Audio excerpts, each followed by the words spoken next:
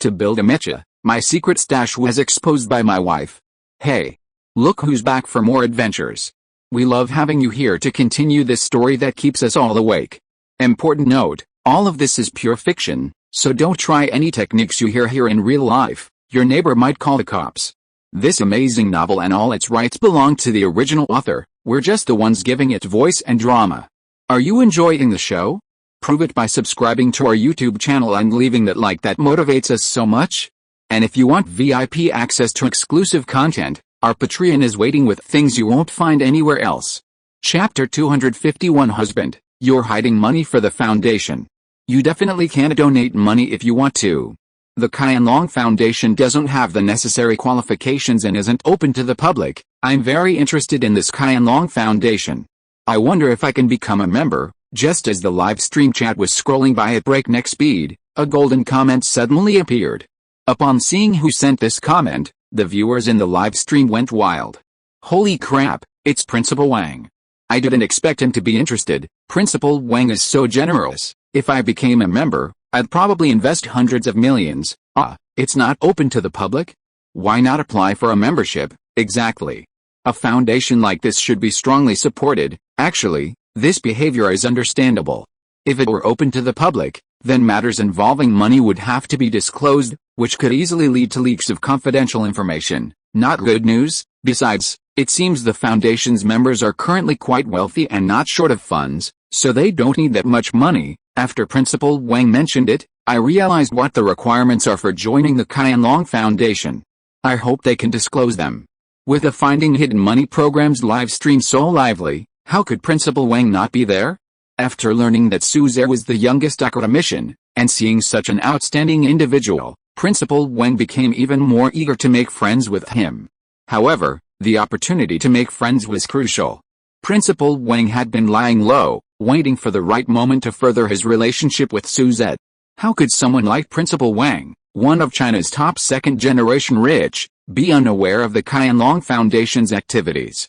When he first learned of the Qianlong Foundation, he was quite surprised that a group of people in China would engage in such activities. Especially considering the Qianlong Foundation's extremely low profile, without any publicity or ulterior motives, Principal Wang developed a deep respect for it.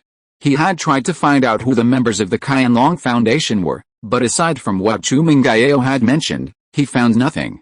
Moreover, when his father found out during the investigation, he gave him a stern warning, telling him never to have any improper behavior or thoughts towards the Qianlong Foundation. Principal Wang is fearless and dares to expose anything, but he's not stupid. He understood the meaning behind his father's words.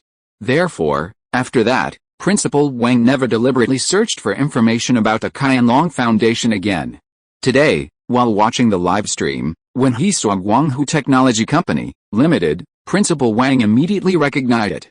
Subsequently, it was confirmed that Suzer was indeed a member of the Qianlong Foundation. Now, not only had the opportunity that Principal Wang had been seeking finally arrived. If he could join the Qianlong Foundation, Principal Wang would have more to talk about with Suzette, and the two would be considered a unit. Moreover, given his actions, joining the Qianlong Foundation would be an honor. Hence, the aforementioned thoughts arose. Principal Wang is as shrewd as ever. Who says Principal Wang is just a simple playboy? I'll argue with him. Principal Wang is too shrewd. He acted quickly. The Qianlong Foundation has been exposed now, and everyone knows it will be the focus of attention. If Principal Wang can join, he will definitely benefit greatly. So what? Joining means contributing to the foundation. Spending money, enjoying some honor is normal, isn't it? It's a win-win situation. It's good for everyone. Bing Bing, please ask around for us and see what the requirements are for becoming a member of the Qianlong Foundation. Principal Wang merely glanced at the heated discussion among the viewers in the live stream, showing no intention of paying any attention. As for what happened in the live stream, Bing Bing had seen it all, and she was also very concerned about the issues that the viewers were asking. Knowing what Suzer had been doing quietly, Bing Bing felt an urge to participate. Although her financial resources were certainly limited, it was still a form of support, wasn't it? Suzer, like many viewers in the live stream, I'm very curious about the membership requirements for the Qianlong Foundation. Could you tell us? As soon as Bing Bing brought it up, Gao Luofei and Chu Mingyao looked at Suzer with questioning eyes. waiting for his answer. Facing Bingbing's question, Suze replied with a gentle smile, "Currently, the Qianlong Foundation is not accepting new members. As for when membership will begin, or when the membership requirements will be announced, that depends on when the 39 of us run out of money and can no longer support the Qianlong Foundation." As Suze finished speaking, everyone's respect arose spontaneously. See? No wonder he's a member of the Qianlong Foundation, his level of understanding is truly different. Looking at all this, Gao Luofei recalled the events of the past few days. She hesitated for a long time, her lips slightly pursed, before looking at Suze with her bright, captivating eyes and asking, "Honey, is the Qianlong Foundation involved in your hiding money?" Just as Gao Luofei had said when they first appeared on the show, Suze would never hide money, because his daily needs didn't seem to require it. However, the events of the past few days had completely reversed Gao Luofei's perception of Suze. She simply couldn't understand why Suze would hide so much money. But now, with the Qianlong Foundation's affair exposed, Gao Luofei seemed to understand. It turned out that Suze's actions, hiding money and concealing it from the company, were not for himself, but for the Foundation. Chapter 252 Dean Wu, I'm sorry for what I did to you 10 years ago. After Gao Luofei's words, Bingbing and the viewers in the live stream suddenly realized what was going on. What Gao Luofei said actually had a chance of being true. No way, could it really be as the goddess said? Thinking carefully about what the goddess said in Suze's behavior recently, there really is such a possibility. I knew it. How could someone like Su hide money?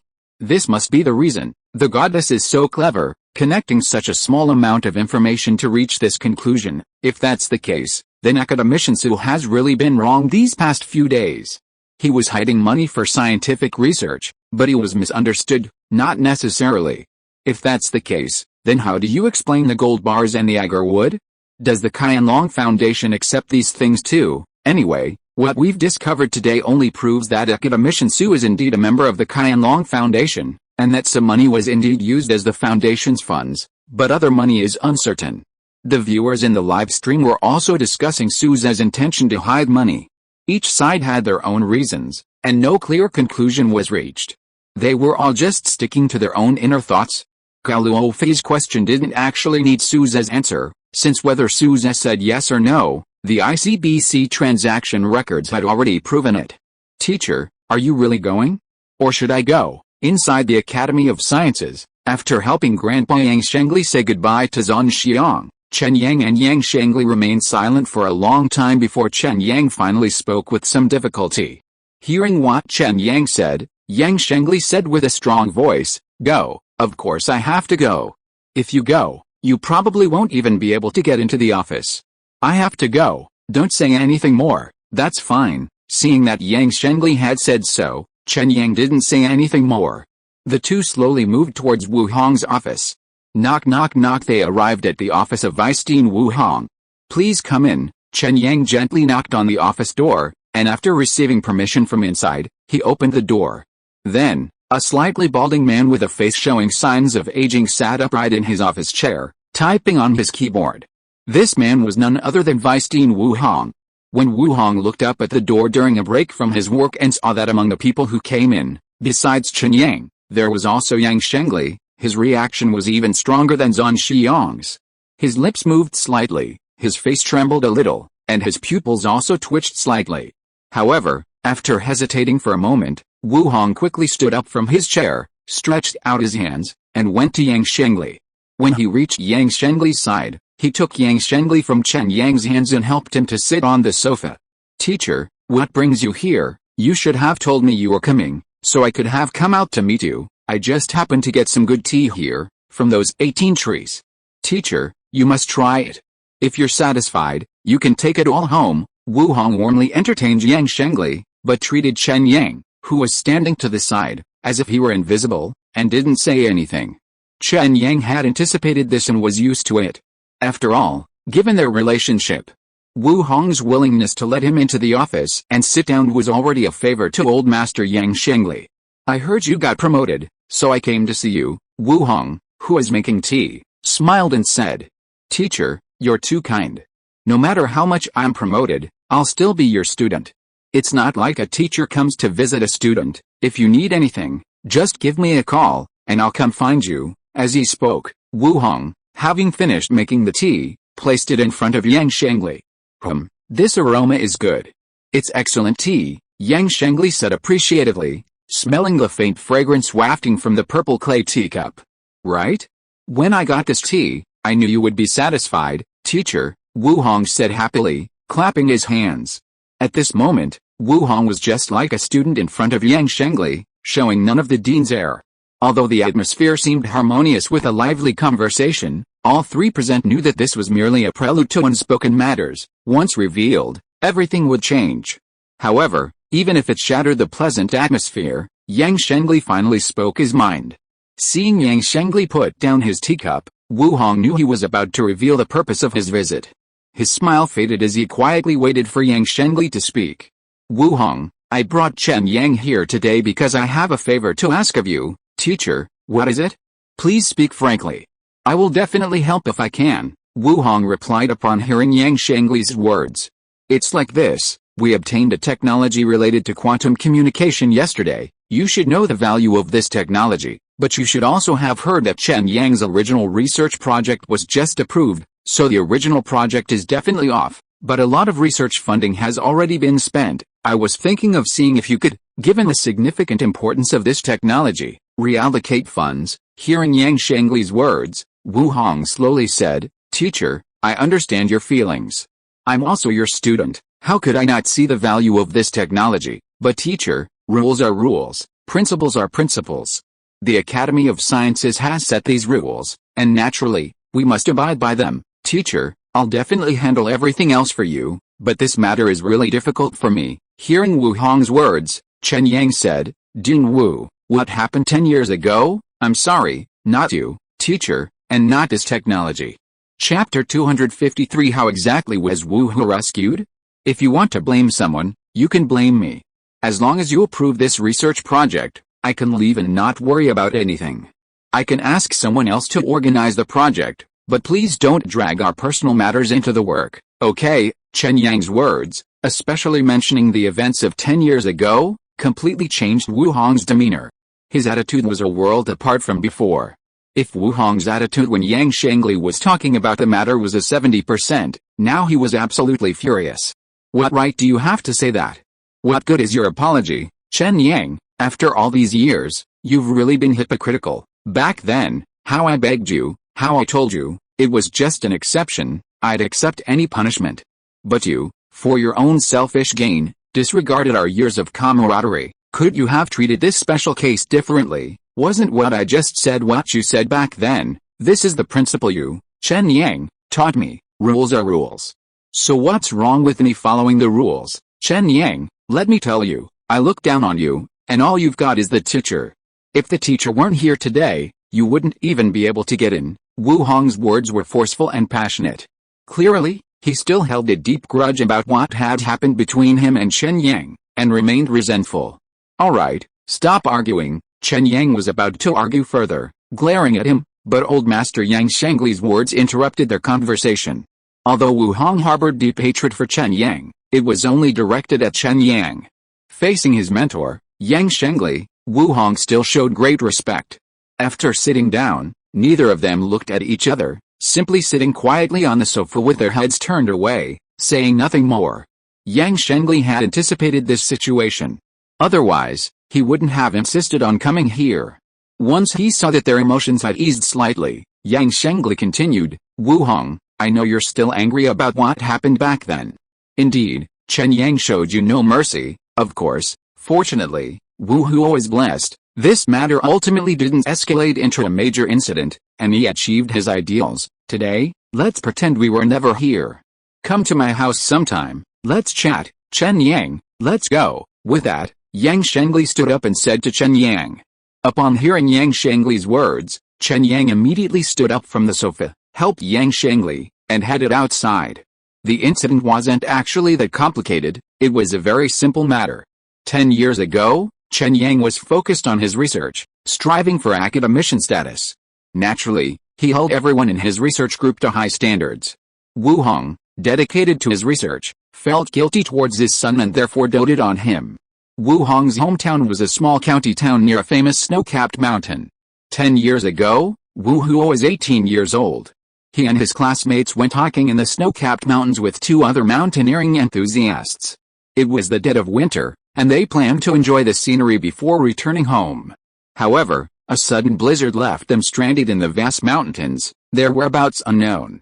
Later, the parents of the students who were traveling with them couldn't contact their children and reported them missing to the police. Because the total number of missing persons reached 11, and the snow-capped mountains were vast and continuous, the situation became much more complicated. The snow-capped mountains were already incredibly difficult to navigate due to their steep and complex terrain. Adding to the difficulty was a once-in-a-century blizzard, with extremely harsh weather conditions including poor visibility and low temperatures. Even with a rescue team of 40 people, no one truly believed the rescue would be successful. Upon receiving the news, Wu Hong knew that returning home wouldn't help, but hearing his wife's heart-wrenching cries, he knew that the slightest mistake could cost his son. For this reason, Wu Hong planned to rush home immediately to comfort her. However, when Wu Hong told Chen Yang about it, Chen Yang immediately denied it. The research was in the crucial stage of producing results, and Wu Hong was a key member of Chen Yang's team. If Wu Hong left, the work would come to a standstill, which was unacceptable to Chen Yang, who urgently needed results. However, he couldn't be unreasonable, so he suggested discussing it with Wu Hong, planning to wait a day or two until things calmed down. This incident led to an argument between the two, ultimately resulting in Wu Hong leaving without permission. Chen Yang also reported Wu Hong's unauthorized departure to his superiors. This incident also fueled a decade-long feud between the two. In terms of right and wrong, neither Chen Yang nor Wu Hong was at fault.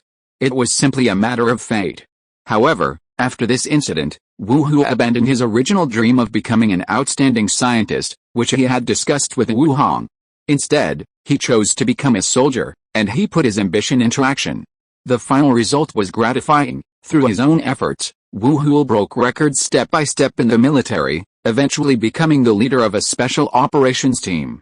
If the events of 10 years ago changed many people and many things, if Wu Huo hadn't gone to the snow-capped mountain, hadn't been trapped and rescued, then there wouldn't be the Wu Huo we know today. Perhaps there would be another scientist.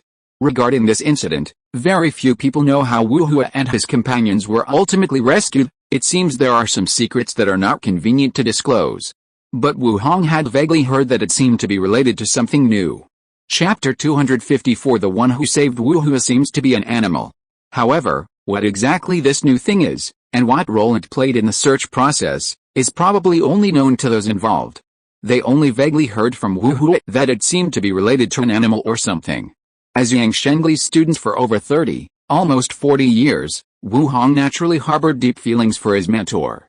Therefore, he knew that the breakthrough in quantum communication technology that Yang Shengli had just described was the lifelong pursuit and dream of the old man. However, Wu Hong had only been in office for a short time, and his relationship with Chen Yang was so complicated.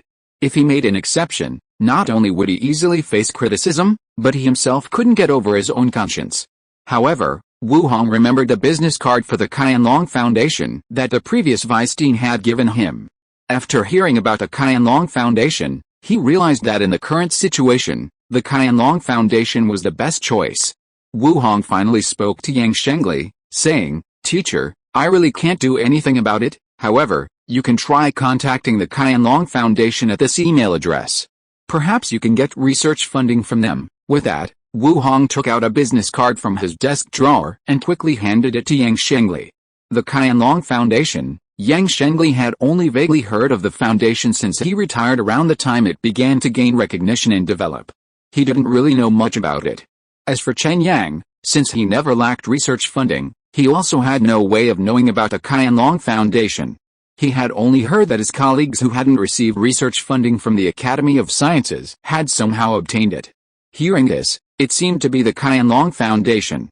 Although he ultimately didn't get any research funding from Wu Hong, getting the Qianlong Foundation's contact information and a letter of recommendation was still a gain. After leaving Wu Hong's place, Chen Yang took Grandpa Yang Shengli home. Once home, they logged onto the computer. Looking at the information on the business card, Chen Yang said somewhat uncertainly, "Teacher, the business card requires detailed information about the research project. Yinglin gave us this information, Do we really need to upload everything? Yang Shengli naturally understood Chen Yang's concerns. If there was a problem with a business card, then attaching the technical information to an email and sending it would cause problems. Especially since Chen Yang discovered that the email required a special email address, not the commonly used one, making privacy and confidentiality questionable. Of course, using email wasn't exactly discreet. The email company's servers would retain records during the transmission process. Faced with Chen Yang's concerns, Yang Shengli said directly, "I've also looked into the Qianlong Foundation, and there's no problem with it. Although it's a privately organized group, it's essentially a semi-official organization. Although you have a conflict with Wu Hong, I understand his personality very well. And given his current position, do you think he'd give you anything easily?" Hearing Yang Shengli's words, Chen Yang realized he might be overthinking things. No, to be precise, it was probably still Chen Yang's lingering resentment towards Wu Hong that was causing the problem. Just then, Chen Yang's phone rang. He picked it up and saw it was another pop-up ad from Tencent Video. He was about to delete it as before, but after his eyes processed the information, Chen Yang realized that two keywords in the news had caught his attention. One keyword was naturally academician Su, who else could it be but Suzhou? The other keyword was precisely the Qianlong Foundation, the very thing he had hesitated about whether to believe. "What's wrong?" Yang Shengli asked curiously, noticing Chen Yang's eyes were fixed on his phone, seemingly captivated by something. Hearing this, Chen Yang turned the phone towards his grandfather, showing it to him. The screen displayed a video about Suzhou exposing members of the Qianlong Foundation. Yang Shengli, wearing his reading glasses, reacted similarly to Chen Yang upon seeing the video's title. Chen Yang clicked on the video, got up, and sat down next to his grandfather to watch it together. "I don't know much about the Qianlong Foundation. This foundation has been established for 8 years, with a total of 39 people. It's a non-profit organization that only takes and doesn't give. It doesn't accept any donations. If the Qianlong Foundation were to open its donation channels, it would mean that all 39 people in our foundation would be penniless." The video was a compilation of what had been said in the live stream. The video's editing skills were clearly superb, it was very concise, and every sentence was impactful. This is precisely why the video garnered over 5 million views, 4,100,000 likes, and 3,200,000 shares, spreading widely online. After watching the video, Chen Yang didn't hesitate at all. After all, this foundation had even academician Su as a member. With its endorsement, there was definitely no problem. Ultimately, Chen Yang included the basic information of his research project in all supporting materials. Actually, this was completely unnecessary, as most research projects applying for funding only require a simple proposal. But perhaps to increase the credibility of approval, and disregarding the risk of leakage, Chen Yang did so after discussing it with Yang Shengli. Chapter 255 Purchasing 7 pills pharmaceutical products is equivalent to donating money. Soon, after the email spun, a message popped up indicating it had been successfully sent. Now, Chen Yang and Yang Shengli could only wait for news. However, considering the possibility of approval, Chen Yang decided to call Yi Yinglan. He was unsure about the number of projects the Qianlong Foundation was approving or its approval efficiency. Waiting 3 to 6 months was far too long. Chen Yang contacted Yi Yinglan to expedite the approval process. After all, Yi Yinglan had spent a day with Gao Luofei, so she should know her. The feasibility of quantum communication technology was absolutely no problem, the only issue is the lack of research funding. As long as the Qianlong Foundation's review was conducted by professionals, approval shouldn't be a major issue. If I hadn't come to the capital today, I would be the one who discovered this. After leaving Chen Yang and Yang Shengli, Yi Yinglan returned to her residence in the capital. Of course, Yi Yinglan didn't currently have the money to buy her own apartment in the capital. She was going to her rented apartment building. Because Yi Yinglan's main workplace is in Chengdu City, the apartment she rents in Beijing is actually a fairly ordinary apartment building. Her room contains only the usual items a woman needs. Although she hadn't slept all night, Yi Yinglan was still very excited because of the conversation she had in the early hours of the morning. Lying in bed, she couldn't fall asleep at all. Since she couldn't sleep, she decided to look at her phone for a while before going to sleep. Her first choice was, of course, the Finding Hidden Money program she had participated in yesterday. Although it was a pity she couldn't go today, Yi Yinglan still wanted to see what would happen. When she saw Chu Mingyao, Yi Yinglan was quite impressed with her appearance. However, what happened next was completely beyond Yi Yinglan's expectations. She never imagined that the bank card she hadn't investigated yesterday would hide such a huge thing. Whether it was the Qianlong Foundation or the fact that Su Zhe was a member of the Qianlong Foundation, it was a huge scandal. Especially the nature of the Qianlong Foundation, which was no less sensational than the revelation of academician Su Zhe's identity yesterday. Yi Yinglan secretly regretted not coming to the capital today, as she would have uncovered another aspect of Su Zhe's identity. Of course, this was just a casual thought for Yi Yinglan. Quantum communication technology was far more important to her. One was merely gossip, but quantum communication technology was something that could bring about epoch-making change. After reading about this, Yi Yinglan found herself extremely excited, and her sleepiness, which she already lacked, became even stronger. This made Yi Yinglan feel quite distressed. It was almost 10 o'clock, and if she didn't fall asleep soon, she wouldn't wake up until evening. Just as Yi Yinglan was about to put down her phone and force herself to calm down and fall asleep, her phone rang again. Still wanting to complain, Yi Yinglan immediately answered the call after seeing that the caller was Chen Yang. "Hello, Professor, what's up?" Hearing Yi Yinglan answer the phone, Chen Yang said apologetically, "Xiao Yi, you must have just fallen asleep." "Sorry to bother you, Professor." "No, I just lay down, I'm not asleep yet," Yi Yinglan explained. "Professor, what's the matter, Xiao Yi?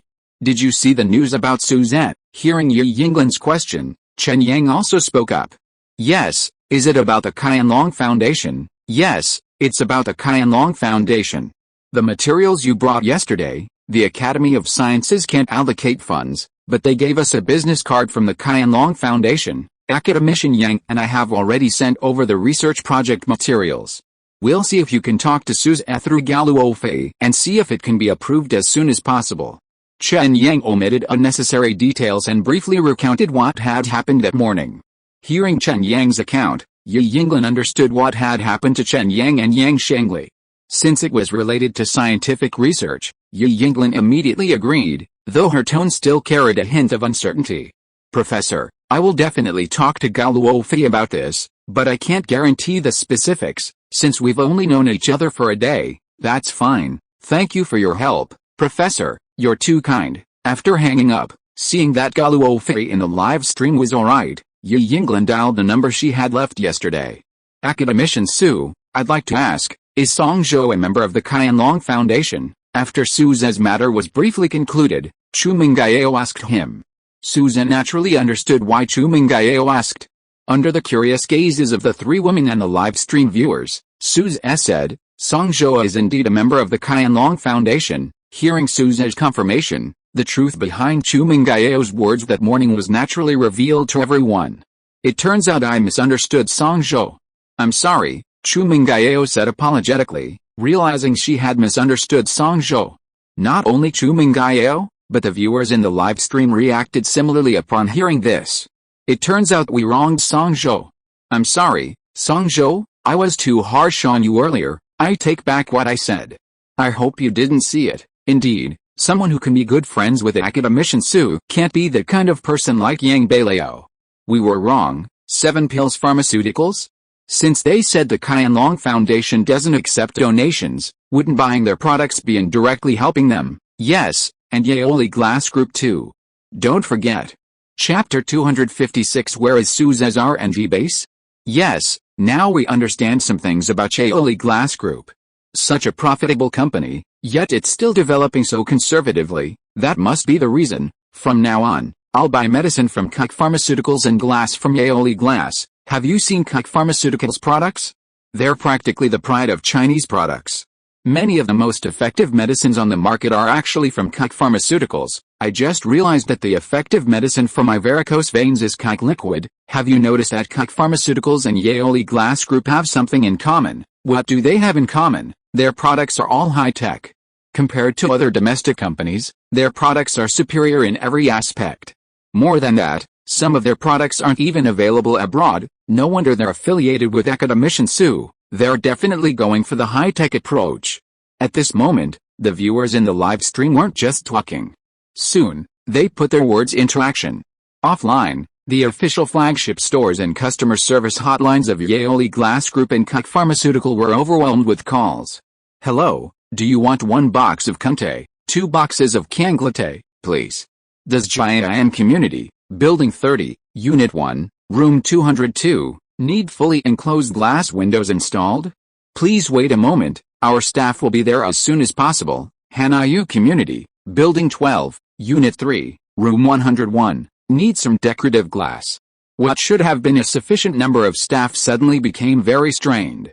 Supervisor, I'm answering 5 calls by myself, I can't keep up, boss. The printer for express delivery information is broken, it's not printing anymore, boss. We've run out of printing paper, we need to buy more quickly. Although it was very hard work, they knew that this kind of work had performance rewards, so they were still quite enthusiastic. By the way, do you guys remember why Chu Mingayeo came here this morning? Yes, didn't she say she was planning to get revenge on Suze because of Songzhou? Since Songzhou really doesn't have any money, then Chu Mingayeo's reason doesn't hold water, does it? Now that you mention it, it's true. President Chu, are you still going to be the expert on the show looking for hidden money? Actually, I really want President Chu to stay. After all, Chu Mingayeo is pretty. Seeing the heated discussion in the live stream chat, Chu Mingayeo hesitated and didn't respond immediately. Now that the misunderstanding with Songzhou had been resolved, it was logical that she didn't need to get revenge on Songzhou by finding hidden money from Suzette. If that were the case, the biggest reason Chu Mingayeo participated in the show would be gone. Now, Chu Mingayeo's reason for participating in the show seemed quite awkward. If she didn't need revenge, then what was the purpose of her looking for Suzette's hidden money?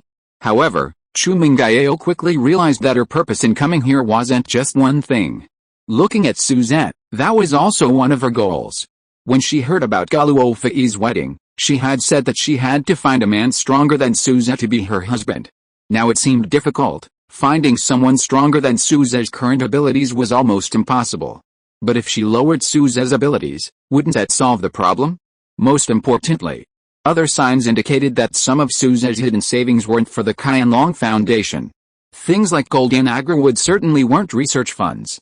Besides, since she was participating in the program, she had to be responsible for it to the end. Quitting halfway through was something Chu Mingayeo couldn't do. Thinking about all this, Chu Mingayeo felt she could stand firm. Regarding what some viewers have said, whether I will continue participating in the program or not, my answer is definitely yes. Having figured things out, Chu Mingayeo explained to the viewers. After all, everyone has seen Academician Su, right? He's been quietly making contributions behind the scenes. Such a good person, since he's unwilling to reveal it, shouldn't we help him? And do you all remember, the gold and agarwood that Academician Su had couldn't possibly be funds from the Qianlong Foundation, could it? After Chu Mingayeo's explanation, some of the viewers in the live stream were persuaded. Chu Mingayeo is indeed beautiful inside and out, she's so thoughtful. Yes, Academician Su has done so much, we can't let him do it for nothing, we need to know, right? I support President Chu, we must continue, Academician Su's secret stash of money must be found. Seeing so many viewers in the live stream supporting her and sharing her thoughts, Chu Mingayeo nodded in satisfaction. Seeing the chat stabilize, Chu Mingayeo pressed her advantage and continued chatting with the viewers. President Chu, I remember there are a few villas in Jinlin community that Suze has hidden away as his private stash. I think there's definitely something fishy about these villas. Why don't we go take a look? Yes, I've seen all of Suze's so-called studios. The equipment in those studios definitely couldn't produce things like the initial number or candle dragon. Suze must have a secret research and development base. Remember the first episode? Suze mysteriously disappeared. There are quite a few issues to investigate. Yes, now that you mention it, there's still a lot about Suze waiting for us to uncover. President Chu, you have to keep up the good work. Let's strive to expose all of Academician Su's secrets as soon as possible. With a viewership of 80 or 90 million, so many people with such keen eyes naturally noticed many differences. Looking at the comments in the live stream, Chu Mingayeo was full of confidence and eager to explore. Fifei, are there really several villas in Jinlin community that belong to Suzette? If you are listening to this novel on a channel other than Fanfic World, it means it was downloaded and re-uploaded without effort. We warmly invite you to visit our channel, Fanfic World. There you will find the original version of this story and many other novels of various genres. We look forward to seeing you dive into a world of incredible novels. Chapter 257. This Yangtze finless porpoise can actually talk. Donghae City, named for its location in the east and its coastal position, boasts a unique natural geographical location, making its economy one of the top in the country.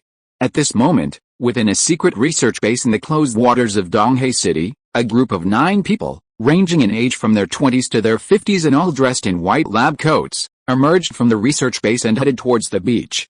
Beside them, a long, oval-shaped, black and white creature was rapidly moving on the sand. Anyone who saw it would recognize it immediately. Wasn't this the well-known first-class protected animal, the smiling elf, the Yangtze finless porpoise? It was small, only about 30 centimeters long, likely a juvenile. Finless porpoises typically live in rivers, appearing on a beach usually means stranding. But this porpoise showed no signs of discomfort. In fact, it seemed quite energetic. Most importantly, the porpoise was hopping around at a steady pace, its movement synchronized, closely following the group, never leaving their side. Where the finless porpoise jumped, a deep pit 10 centimeters deep was left behind. As the group walked, they would occasionally glance at the porpoise beside them. Yuju, you're a finless porpoise. Why don't you stay in the water? Why do you always like to come ashore? One of the boys in the group, adjusting his black-rimmed glasses, said thoughtfully, looking at the hopping porpoise. Has your programming malfunctioned after so long? I need to find some time to properly repair it and see if there are any problems. Hearing this, a girl, or rather, a sophisticated older sister, said directly, why are you always thinking about Yuju?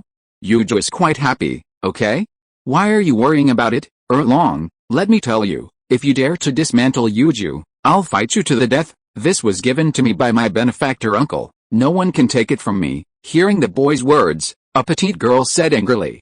The girl's words reached everyone's ears, and the people walking by laughed. Alright, Erlong, look what you've done to Zhirao. Their arguments weren't new, everyone was used to it. But that wasn't all. After hearing the boy and girl's conversation, the fish-like creature emitted a small, soft human voice, almost like a child's. Erlong is bad, stay away from Erlong. As soon as the voice came out, the fish-like creature changed its hopping posture, flapping its small legs and quickly running across the beach to Guo Zhirao's side. If an ordinary person were here, they would surely scream in astonishment. It was unbelievable. Why could the finless porpoise talk? Why could it understand human language? Was this world no longer the world they knew? Of course not. From Chang Erlong's words, it was clear that this seemingly incredibly realistic and lifelike finless porpoise was actually a robot?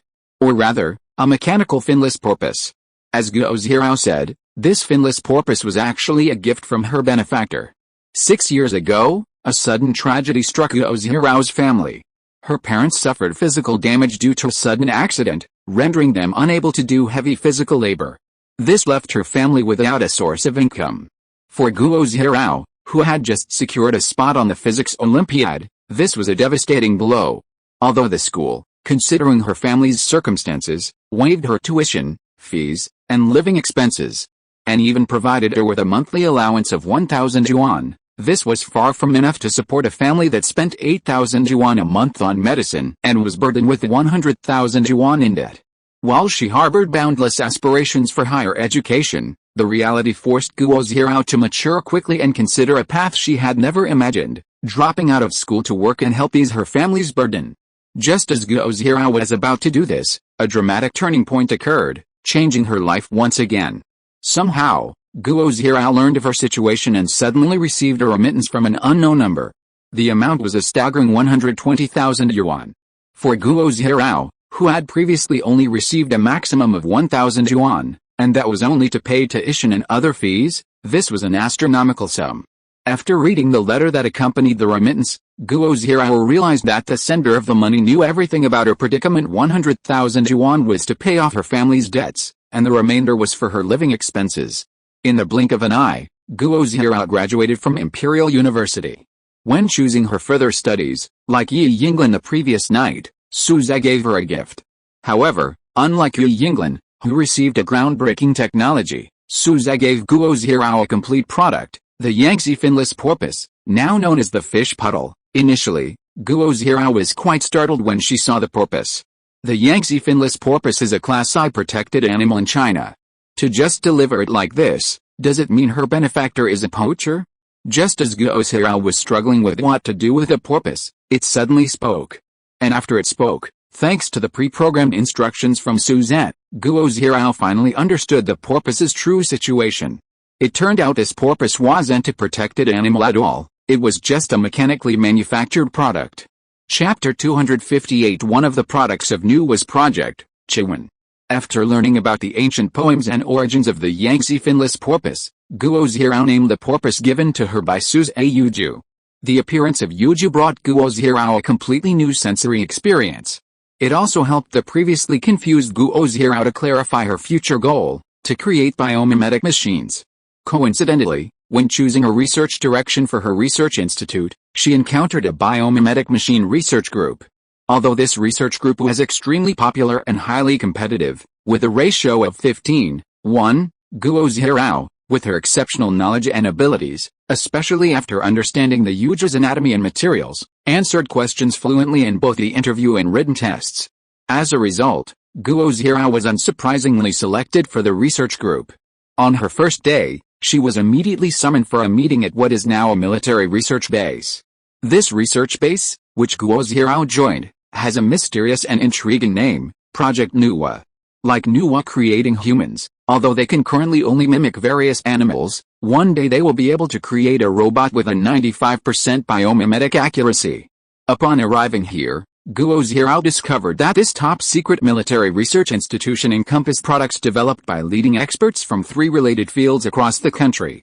Compared to the fish-shaped robot given to her by her benefactor, aside from some built-in aggressive or exploratory functions that the fish-shaped robot lacked, it was actually slightly superior in intelligence, flexibility, and realism. This sparked Gao Luofei's intense interest in the identity of her benefactor. Who could possibly be more capable than so many top researchers?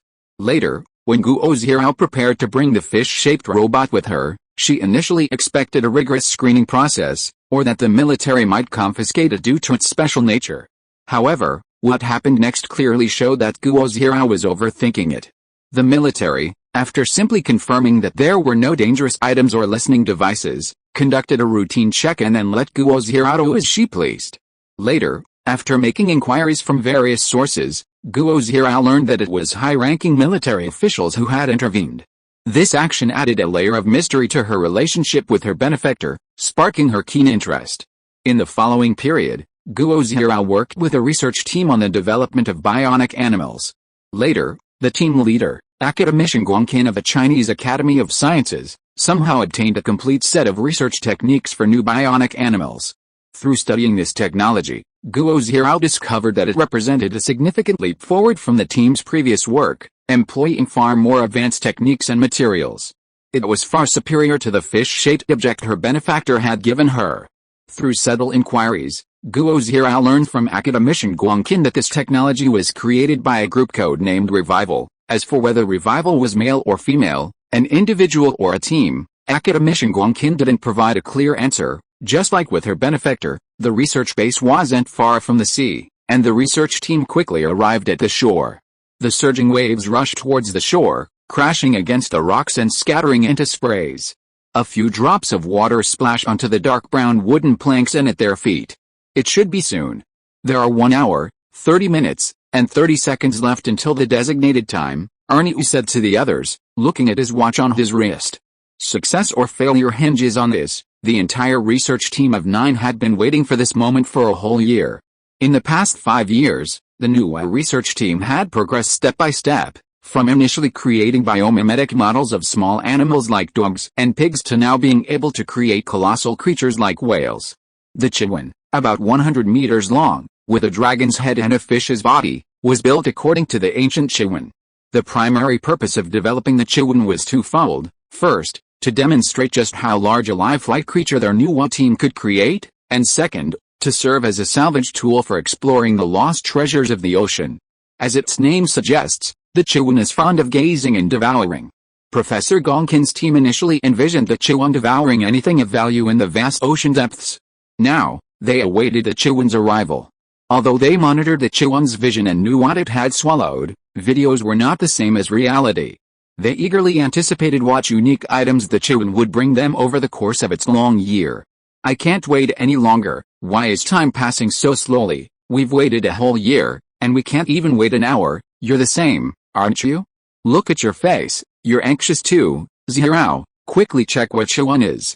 Hearing what Erlong said, Guo Zhirao also spoke to Yuju, who was playing at her feet. Yuju, turn on the monitor. As soon as she finished speaking, Yuju's round eyes emitted a golden light, and then an image was projected from them. That's right, Yuju also has its own virtual imaging. Of course, Yuju's virtual imaging technology is just the most basic technology, and compared to Zhulan, the difference is huge. But it's enough to see the real-time image. After a short while, the screen lit up, showing a not very clear picture. In the specially processed footage, various marine creatures can be clearly seen swimming freely in the ocean, including colorful and strangely shaped fish, seahorses, octopuses. Look, what's that? Chapter 259. What exactly is inside the 38 villas? Right, I almost forgot. There are indeed several villas. How many exactly? If Chu Mingyao hadn't brought it up, she would have completely forgotten that Suze had secretly bought several villas in Jinlan residential area. 8 in total. Yes, 8. With so many villas, who knows if Suze might have hidden anything inside? Do you have the specific building numbers? Let's go take a look, Chu Mingyao suggested. Everyone only remembered that Suze owned 8 residences, they didn't actually know the specific building numbers. It seemed that the only person present who knew was Suze himself. The 3 women all looked in Suze's direction. Facing their gazes, Suze shrugged and said, the keys are in the cabinet upstairs, but some of the villas have people from Yaoli Glass Group staying there. You don't need to worry about that, Suze. Just give us the keys. If there are people there, we won't go in. Hearing what Suze said, Chu Mingyao immediately spoke up. From her words, it was clear that Chu Mingyao was still wary of Suze's words. She feared that Suze would use this as a pretext to hinder their exploration of the 8 villas. Seeing that Chu Mingyao had spoken, Suze led the 3 women upstairs to get the keys. Meanwhile, the viewers in the live stream were laughing and discussing Suze's conversation with Gao Luofei. 8 villas? Hearing that still feels too exaggerated, although Academician Su said he handed these 8 villas over to Yaoli Glass Group. It can't be that simple. Yes, I feel the same way. I'll look forward to Chu Mingyao uncovering the secret. After receiving the keys to the 8 villas from Suzette, the 3 women led him away from the house, heading towards the 8 villas represented by the keys. They randomly selected villa number 26, and the 3 women excitedly headed there. Just a short distance from villa number 26, Suzette and his group saw a group of 6 young and beautiful women neatly lined up at the entrance. Upon seeing Suzette and his party, the women immediately greeted them with smiles, saying, "Welcome, Mr. Su, Mrs. Su, Mr. Chu, and Bingbing. We are all employees of the Business Services Department of Yaoli Glass Group." It was their day off, and some of the women were watching the program Finding Hidden Money that was airing that day. When they learned that Suze and his party were coming, they came out to welcome them. After all, Suze was their boss, wasn't he? "So, does that mean the 6 of you have always lived in this villa?" Hearing Chu Mingyao's question, one of the girls replied, "Yes, we moved in a year ago, and we've lived here ever since." A year ago, calculating the time, a year ago was exactly when Suze bought these 8 villas. So, it seemed there shouldn't be anything wrong with the villa. However, just to be on the safe side, Chu Mingyao still asked the group of 6, "You don't have any hidden money from Suze in this villa, do you?" "How could that be? When we moved in, this villa was brand new. Besides, we've lived here for so long and haven't noticed anything unusual. Since there was nothing wrong with the villa, there was no need for them to look for Suze's hidden money here." "In that case, thank you, we'll be leaving now." However, just as Chu Mingyao and her group were saying goodbye and leaving, 6 employees from the Business Service Department of Yaoli Glass Group came up and said, "President Su, could you please sign an autograph for me?" "President Su, it's inconvenient for you to take a photo while you're looking at the property. President Su, look over here." Before Suze could say anything, the 6 of them had already taken action. Faced with such enthusiasm from the 6, Suze cooperated. As for the viewers in the live stream, they were envious after seeing this scene. "I also want Academician Su's autograph. I'm not greedy, I'm satisfied as long as I can take a photo with him." "Look, That tall girl is actually touching Akademician inappropriately. Not long after taking their photos, Souza and his group said goodbye and left. After leaving, Gao Luofei went to Souza's side and said, "Honey, were you happy just now? Did you enjoy it?" Hearing Gao Luofei's question, how could Souza answer honestly? He chuckled and said, "How could I? You're enough with me. Do you think your husband is that kind of person? Honey, are you tired? Do you need me to carry you?" Faced with Souza's suggestion, Gao Luofei glanced at Chu Mingao beside her and the live stream camera, saying, "So many people are watching, why say that?" And so, amidst laughter and chatter, the group arrived at the next villa. However, this time, unlike the last villa, when they reached the villa's entrance, they didn't see anyone to greet them. Then Chu Mingao walked to the villa's door and gently knocked. After a long silence, and seeing no signs of habitation at the entrance, it was highly likely that this villa was uninhabited. This house should be uninhabited. "Let's go in and take a look, we're sure to find something." With that, Chu Mingao took out the key to villa number 38, inserted it into the lock, and opened the door. "The door's open, let's go in and see what's going on." Bingbing took the lead and entered the villa. However, as soon as Bingbing entered, a gasp rang out. "What's going on in here?" Hearing Bingbing's exclamation, Chu Mingao became even more curious about what could have caused such a reaction. She pulled the lock and entered the villa as well. When the scene inside came into view, her reaction was exactly the same as Bingbing's. Chapter 260. At this moment, Gao Luofei was practically an animal queen. "How come there are so many little animals here?" Bingbing's eyes sparkled as she looked at the villa filled with adorable animals. "So cute." With that, Bingbing slowly made her way towards the various animals of different breeds and postures inside the villa. However, she was quickly stopped by Chu Mingao. "Bingbing, you should wait a moment. We don't know what these animals are like. You don't want them to hurt you. Besides, it looks like this villa is inhabited. Let's not rush in." After speaking to Bingbing, Chu Mingao asked Suzette, "Suzette, what's going on with all these animals?" The reason for using all was that the villa in front of them was filled with countless animals.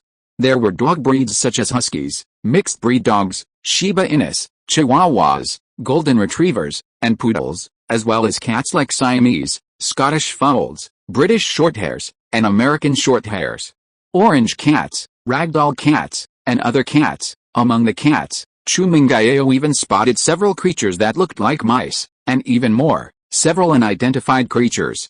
These were just the creatures Chu Mingao saw, who knows how many more she hadn't seen. It was hard to believe that there were so many animals in the villa. And the crucial point was that so many animals, at least 30 or more, and these three natural predators, cats, dogs, and mice, paired off in pairs, hadn't fought each other. This was truly astonishing. Not only Chu Mingao and her group reacted this way, but the viewers in the live stream were also extremely shocked. "Holy crap, am I seeing things? Is that cat playing with a mouse? Awesome, guys. I actually saw a mouse chasing a cat, did you guys notice? We have a husky at home, but it hasn't destroyed anything. The house is so clean, so many animals. Who's the owner? We can pet the cats and dogs to our heart's content. This is paradise. So many expensive breeds, they must cost hundreds of thousands. This place is heaven. These animals are so clean, their owner must take good care of them every day. Wait a minute, with so many pets, someone should live here. Is the owner just out and hasn't come back? Would Academician Su and his group's actions be considered trespassing? Probably not, since this villa originally belonged to Academician Su. That's not necessarily true. After all, Academician Su handed over this villa to Yaoli Glass Group. That's kind of a rental agreement. Why worry so much? Ultimately, aren't the people living here employees of Yaoli Glass Group? Do you think employees would dare sue the boss? However, compared to Chu Mingao and Bingbing, Gao Luofei's face immediately lit up with a happy smile when she saw the animals, a smile as if she had met an old friend. "Fifei, there's a mouse on your shoulder." Suddenly, Bingbing exclaimed when she saw a white mouse crawling onto Gao Luofei's shoulder. Hearing Bingbing's words, Gao Luofei turned her head. Under everyone's gaze, Gao Luofei neither screamed nor jumped up in fright. She actually reached out and touched the white mouse on her shoulder, as if petting her pet, saying, "Tuesday, long time no see, it's been so long, what have you been busy with these past few days?" "Still clean, very hygienic," Seeing Gao Luofei's familiar manner, Bingbing asked somewhat haltingly, "Fifei, do you know this little guy?" "Yes, its name is Tuesday, it's kind of my friend, a little white mouse. Don't let its size fool you, it's very clever." "Bingbing, Tuesday is very gentle, don't be afraid, want to pet it? It's fluffy and very comfortable, Tuesday likes to be petted too, doesn't it?" Tuesday, hearing Gao Luofei's words, Tuesday seemed to understand, nodding in response with a chirping sound. Seeing Tuesday's human-like understanding, Bingbing also boldly stepped forward and gently stroked the back of Tuesday's head and back as Gao Luofei had instructed. "It's so soft, so fluffy, so comfortable." Stroking it, Bingbing's fear of the mouse lessened. She even mustered her courage and took Tuesday from Gao Luofei's shoulder into her own hands. Seeing this, Gao Luofei smiled slightly and turned to the animals in the villa. Friday, spring equinox, elementary school, summer vacation. After Gao Luofei recited all the animals' names as if they were her own, all the animals in the villa rushed towards her like they were seeing a family member, no matter where they were or what they were doing. The scene was spectacular. A dense, powerful, and grand spectacle. Chu Mingyao and Bingbing, standing beside Gao Luofei, were completely stunned. Who could have imagined they would witness such a scene? In the blink of an eye, Gao Luofei was surrounded by a group of animals. Each one, remarkably intelligent, stood neatly arranged around her, waiting to be petted. Surrounded by the animals, Gao Luofei seemed like an animal queen, pure, kind, and noble. Each time she petted an animal, she would call out its name, and then the animal would softly call out to her, as if greeting her. Watching this scene, Chu Mingyao asked Gao Luofei incredulously, "Gao Luofei, you know all these animals?" "Yes, these are some small animals from Jinlin community. I encounter them often, and over time, I've given them all names." Hearing Chu Mingyao's words, Gao Luofei explained, "Originally, I was planning to discuss with my husband about taking them in, but every time we talked about it, they would run away. I never expected that we would be so destined to have them make their home here." Chapter 261 American submarine spotted. "Am I right, honey?" Gao Luofei looked up at Suze and said. Yes, Suze was naturally very clear about these things. Because these things were actually done intentionally by Suzette. Given the current situation, how could so many excellent, obedient, and intelligent animals be born naturally? These little animals that Gao Luofei liked and named were actually all created by Suzette. That's right, these cats, dogs, and other animals were all created by Suze using modern civilized methods. They were all created using the most advanced bionic technology that Suze currently possessed. These animals, apart from not being able to excrete normally, can eat like normal animals, and getting wet or anything else won't cause them any problems. Moreover, because they are made of the latest lightweight metals, their weight is about the same as animals of the same volume.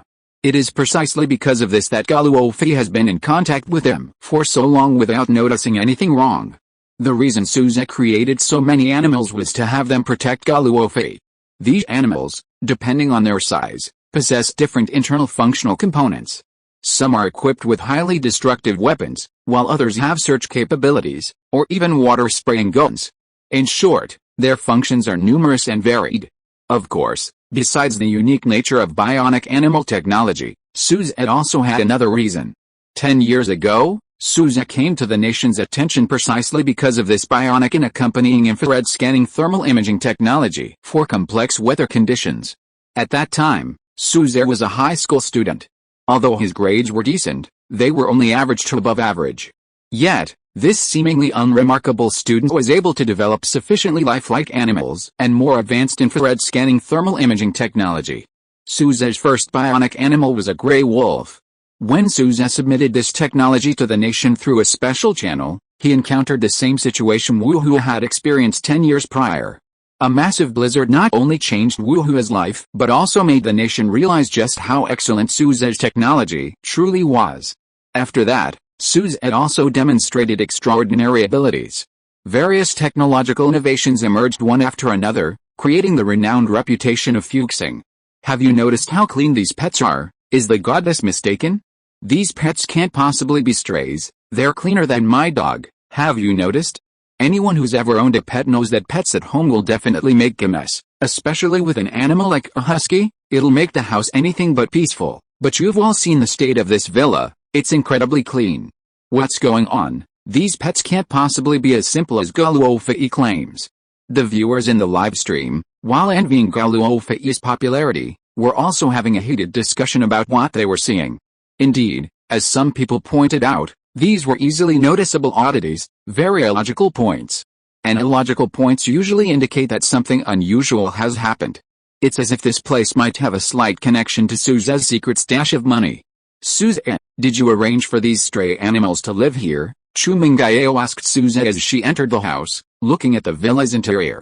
Hearing Chu Mingayao's question, Suze smiled and said, sort of. After all, the villa was just sitting empty, and Fei Fei loves these pets so much, so I made a small door for them to come and go as they please. He pointed to a small opening at the bottom of the wall. The opening wasn't very big, just enough for the animals to pass through. Chu Mingayao nodded upon hearing Suze's explanation, then asked, do you arrange for someone to clean these animals regularly? How come they're so clean? Chu Mingayao had just taken a moment to stroke the animals' fur and found them excessively clean, as if they were untouched by dust or dirt. I do arrange for someone to clean them regularly. Teacher Guang, look. Hearing Gao Zhirao's voice, academician Guang Qin also looked at the virtual imaging screen. What he saw was alarming. His expression, like Gao Zhirao's, turned grave. The reason was that in the virtual image, they saw an object that made their blood run cold. Judging from its outline, it was none other than a submarine. As researchers, they had a basic understanding of domestic weaponry. There were indeed many types of submarines in China, including 5 generations. But judging from its appearance alone, this submarine definitely didn't belong to any of the types they were familiar with. Especially given the special circumstances of today, their research team had already notified the relevant departments in advance, so it was impossible for a submarine to be here. Therefore, there was only one explanation: this submarine belonged to another country. As for which country, Erlong quickly had the answer. Academician Gong, this submarine should be from the United States. As he spoke, Erlong took out the pictures he had found of the American Ohio-class submarine and asked Gong Qin to compare them. Although the virtual image only showed a general outline due to the sunlight, and some details were unclear, after this comparison, everyone understood that the submarine really was from the United States. An American submarine appearing in Xia's waters, regardless of its purpose, was definitely an act of provocation. Chapter 262 It really is a Chiwan. Professor Guang, what should we do? They had unexpectedly discovered a foreign submarine that had infiltrated their country's territorial waters. If they hadn't known, it wouldn't have been a problem. But now that they knew, they couldn't pretend they hadn't seen it. I'll report this to the base first and wait for their reply. After all, they were just researchers. This kind of thing wasn't something Gong Qin could handle on his own. However, while he couldn't decide the final fate of the American Ohio submarine, he could still issue some simple orders. Seeing that the American Ohio submarine was about to disappear from their sight, Gong Qin immediately said to Guo Zhirao, Zhirao, immediately control the Chiwan and follow this submarine closely. Don't let it slip out of our sight. Hearing academician Gong Qin's words, Guo Zhirao nodded in agreement and then began connecting to the Chiwan terminal, changing the original target and locking onto the American submarine. At this moment, inside the Ohio submarine deep in the ocean, because their location wasn't the open ocean where they could roam freely, but within the territorial waters of the Xia Kingdom. Moreover, it was a secret operation, and the American submarine crew in charge of this mission were closely monitoring the surroundings, wary of any unforeseen events. Their purpose in sending the submarine to the Xia Kingdom was naturally a clandestine conspiracy. They were here to deliver necessary supplies to the American agents currently within the Xia Kingdom. Something's up. What's that? The submarine pilot, patrolling along the planned route, suddenly noticed traces of a huge creature on the radar and immediately became alert. What? Hearing the pilot's voice, the person in charge of the operation immediately tensed up and went to the cockpit to check the situation. Hey, it's probably just a whale, nothing serious, the commander replied, seeing the enormous object on the radar. But commander, these sea creatures should have moved away from us after seeing us, not followed us like this. This object has been following us for a minute. A minute? That's a bit too long. There's something wrong. Since there was an anomaly, they definitely needed to investigate. They then activated the submarine's built-in telescope and followed the radar's direction to see what was on it. After a quick search, the Ohio submarine's commander spotted the object on the radar. However, when he saw the creature that had been following them through the telescope, the Ohio submarine's commander's mouth dropped open, speechless. Thinking he was seeing things, the commander rubbed his eyes and looked again. Seeing the same creature as before, the commander was certain he wasn't mistaken. He had indeed seen the sea monster he had seen before. Sea monster, Commander, what's wrong? The pilot, seeing the commander's shocked expression, asked in surprise. This commander had served on various submarines for 18 years. For the past 18 years, he had spent most of the year underwater, accompanying submarines. With such extensive experience, the pilot had never seen the commander display such an expression, as if he had seen some incredible creature. Hearing the pilot call his name, the commander snapped out of his reverie and immediately asked, "Caster, do you know of a creature with a fish's body and a head similar to the dragon head of the Xia Kingdom?" Hearing the commander's question, the pilot quickly pieced together the information in his mind and arrived at an answer. "Commander, are you referring to the mythical creature Chiwen from Xia Kingdom legends?" Clearly, this pilot had a thorough understanding of Xia Kingdom knowledge, otherwise, a foreigner wouldn't know about Chiwen. Sure enough, after the pilot finished speaking, the commander looked puzzled. He was obviously not familiar with the Chiwen the pilot spoke of. "Commander, the Chiwen is one of the ancient mythical creatures of the Xia Kingdom, one of the 9 dragon sons born to the Xia dragon in legend. Its appearance, according to the legend, is that of a fish with a dragon's head. However, the Chiwen is only a mythical creature, it shouldn't exist in real life." After the pilot's explanation, the commander understood some basic information about the Chiwen. However, upon learning this, the commander immediately realized something. If it's a mythical creature, how could it appear in reality? But if it doesn't exist, then what exactly is the sea creature he saw? "Come and take a look," the commander pointed to the pilot, instructing him to look at the Chiwen through the binoculars. Although he didn't understand the commander's actions, the pilot obediently carried out the order. It would have been better if he hadn't looked. When the pilot saw the creature in the distance that resembled the Chiwen through the binoculars, the expression of shock on his face was no less than that of the commander. "Commander, is this real?" After watching it several times, the pilot scrutinized every detail and discovered that the creature following them truly looked exactly like the legendary Chiwen. It should be real. One person might be wrong, but if 2 people have seen the same thing, then it can't be wrong. "Commander, what should we do next? I heard that in mythology, Chiwen especially likes to devour all sorts of things. Do you think it's following us because it wants to devour us?" After the initial panic, the pilot, recalling what he knew about Chiwen, immediately spoke tremblingly. Chapter 263 The Chiwen must be captured alive. Although they were soldiers, they all hoped to return safely from every mission. Dying on the battlefield was one thing, at least their families would receive some reward, but to be swallowed up by the so-called Chiwen without any explanation would be incredibly unfair. However, compared to the pilot's panic, the commander, after his initial tension, revealed a happy smile. It seemed that the current danger was not worth such a fuss or trepidation in his eyes. Seeing the commander's appearance, the pilot asked with a puzzled tone, "Commander, what's wrong?" What the pilot didn't say was, doesn't the commander know the seriousness of the situation? Why isn't he nervous at all? Hearing the pilot's question, the commander knew what the pilot was thinking and said, "Isn't it strange that I'm not nervous?" Hearing the commander's words, the pilot nodded. "There's something I haven't told you. Before this operation, our Ohio submarine was already equipped with 2 of our latest, most advanced Trident intercontinental ballistic missiles, the most advanced conventional missiles currently used by the U.S. You should know the power of the Trident ICBMs without me explaining. With such a powerful weapon, do you still need to worry about being swallowed up? You see, during normal missions, especially covert operations in Chinese waters, weapons are generally not carried to prevent serious consequences from exposure. However, due to the special nature of this operation, after delivering the weapons and equipment, they were to transport these 2 missiles to a base in the Southern Ocean for testing. So, by a twist of fate, this Ohio submarine was carrying such valuable weapons. As the most advanced weapon currently used by the U.S., how could the submarine's pilot not have heard of it? Knowing that his submarine was equipped with such a powerful weapon, the pilot felt no longer worried. The truth lies within the range of the cannon. With such a powerful weapon, let alone the Chiwen, even if a Xia Kingdom submarine came, it wouldn't be able to do anything to them. Then, Commander, should we aim at the Chiwen? If there's any unusual movement, just take it out. As he said this, the pilot's eyes revealed a bloodthirsty glint. He couldn't wait to see the fireworks display. Seeing his pilot's expression, the commander instantly became furious and flicked his forehead. Are you stupid?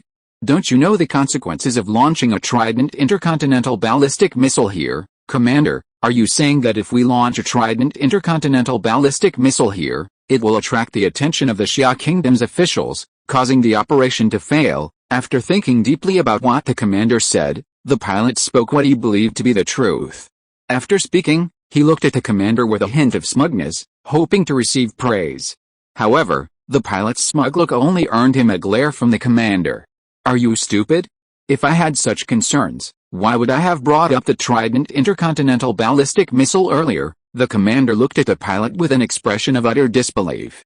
The pilot, seeing the commander's gaze, frowned in deep thought. But before the pilot could fully grasp the situation, the commander spoke up to clear things up. I'm asking you, is the Chiwen rare? Of course. It's an unprecedented species, a creature from Xia Kingdom mythology. How could it not be rare? Hearing the commander's question, the pilot answered without hesitation. Since you know the Chiwen is rare, then you should know one thing. If we just use the Trident intercontinental ballistic missile to kill the Chiwen, then wouldn't we possibly kill the only Chiwen in the world? Hearing the commander's words, the pilot nodded in complete agreement. Seeing that the pilot agreed with his words, the commander continued, tell me, if we could find a way to capture the Chiwen and bring it back to America, wouldn't we possess what might be the only Chiwen in the world, the only one? A Chiwen. You understand what I mean, right? Having put it this way, the commander suspected that if the pilot still didn't understand, he should consider having the pilot's intelligence and comprehension checked. So insightful, how could the pilot not understand what the commander meant? With this prompting, the pilot immediately said to the commander, Commander, you're so smart. Hearing the pilot's praise, the commander felt no joy whatsoever. This fool's praise, he wondered if it was even a compliment. The pilot, understanding the commander's inner thoughts, looked at the Chiwen on the radar as if it were a mountain of gold. If they could really capture such a rare species, they would truly become rich. However, the Chiwen was unlike any small sea creature, its size was enormous, and it was uncertain whether the submarine could even move it. But the pilot quickly dismissed this concern. No matter how large it was, the submarine's immense kinetic energy was not to be underestimated. The commander then began to consider how to kidnap the Chiwen. Meanwhile, on the other side, given the urgency of the matter, the unauthorized entry of a U.S. submarine into Chinese waters, shortly after Gongqin reported the situation, they saw a beach buggy approaching in the distance. The buggy's license plate was clearly a naval one. After the buggy stopped, a soldier with 2 stars on his epaulet stepped out. If you are listening to this novel on a channel other than Fanfic World, it means it was downloaded and re-uploaded without effort. We warmly invite you to visit our channel, Fanfic World. There you will find the original version of this story and many other novels of various genres. We look forward to seeing you dive into a world of incredible novels. Chapter 264 Nothing is more important than life. Upon seeing the visitor, Gongqin immediately stepped forward and greeted him, General Gao. Hello. Indeed, the visitor was none other than Gao Yuanshan. Today, according to the routine schedule, Gao Yuanshan had come to Donghae City to offer his greetings, but he hadn't expected such a major incident to occur. This general, a veteran of the battlefield, didn't have much goodwill towards the United States.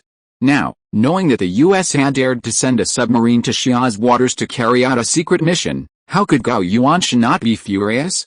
Hello, academician Guang. Gongqin was, after all, an academician, and Gao Yuanshan responded to his greeting. After exchanging pleasantries, Gao Yuanshan got straight to the point. On the way here, I've heard some general information. Is there any new development? Could you please tell me more about it, academician Guang? Hearing Gao Yuanshan's words, academician Gongqin briefly recounted what had just happened. General Gao, look at the screen. The Chiwen is currently closely tracking the Ohio submarine from the United States, and we can monitor its movements at any time. Gao Yuanshan nodded, looking at the screen. He only knew the general outline of academician Gongqin's team's research project. He wasn't familiar with the specific details or research progress. Seeing the images of the Chiwen and the American submarine, Gao Yuanshan was deeply shocked. Who would have thought that the 100-meter-long Chiwen was actually a man-made machine? However, despite his shock, the most important thing right now was dealing with the American submarine. Generally, in this situation, the Xia Kingdom could only send its own submarines and ships to the relevant waters to drive it away. But Gao Yuanshan wasn't satisfied with this method. Especially since this Ohio submarine was one of the most advanced submarines from the United States. If they could successfully capture it, the United States would be in a frenzy. After all, their most advanced submarine had been captured by the Xia Kingdom.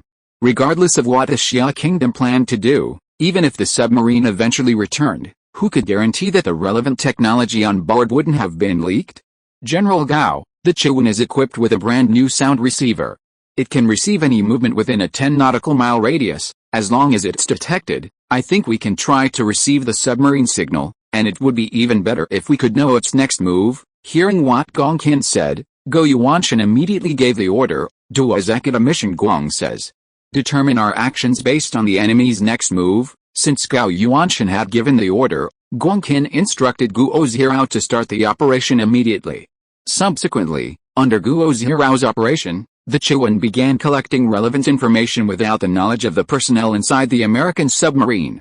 Trident. Soon, everything that happened inside the submarine, the conversation between the commander and the pilot, reached the ears of Gao Yuanshan, Gong Qin, and the others.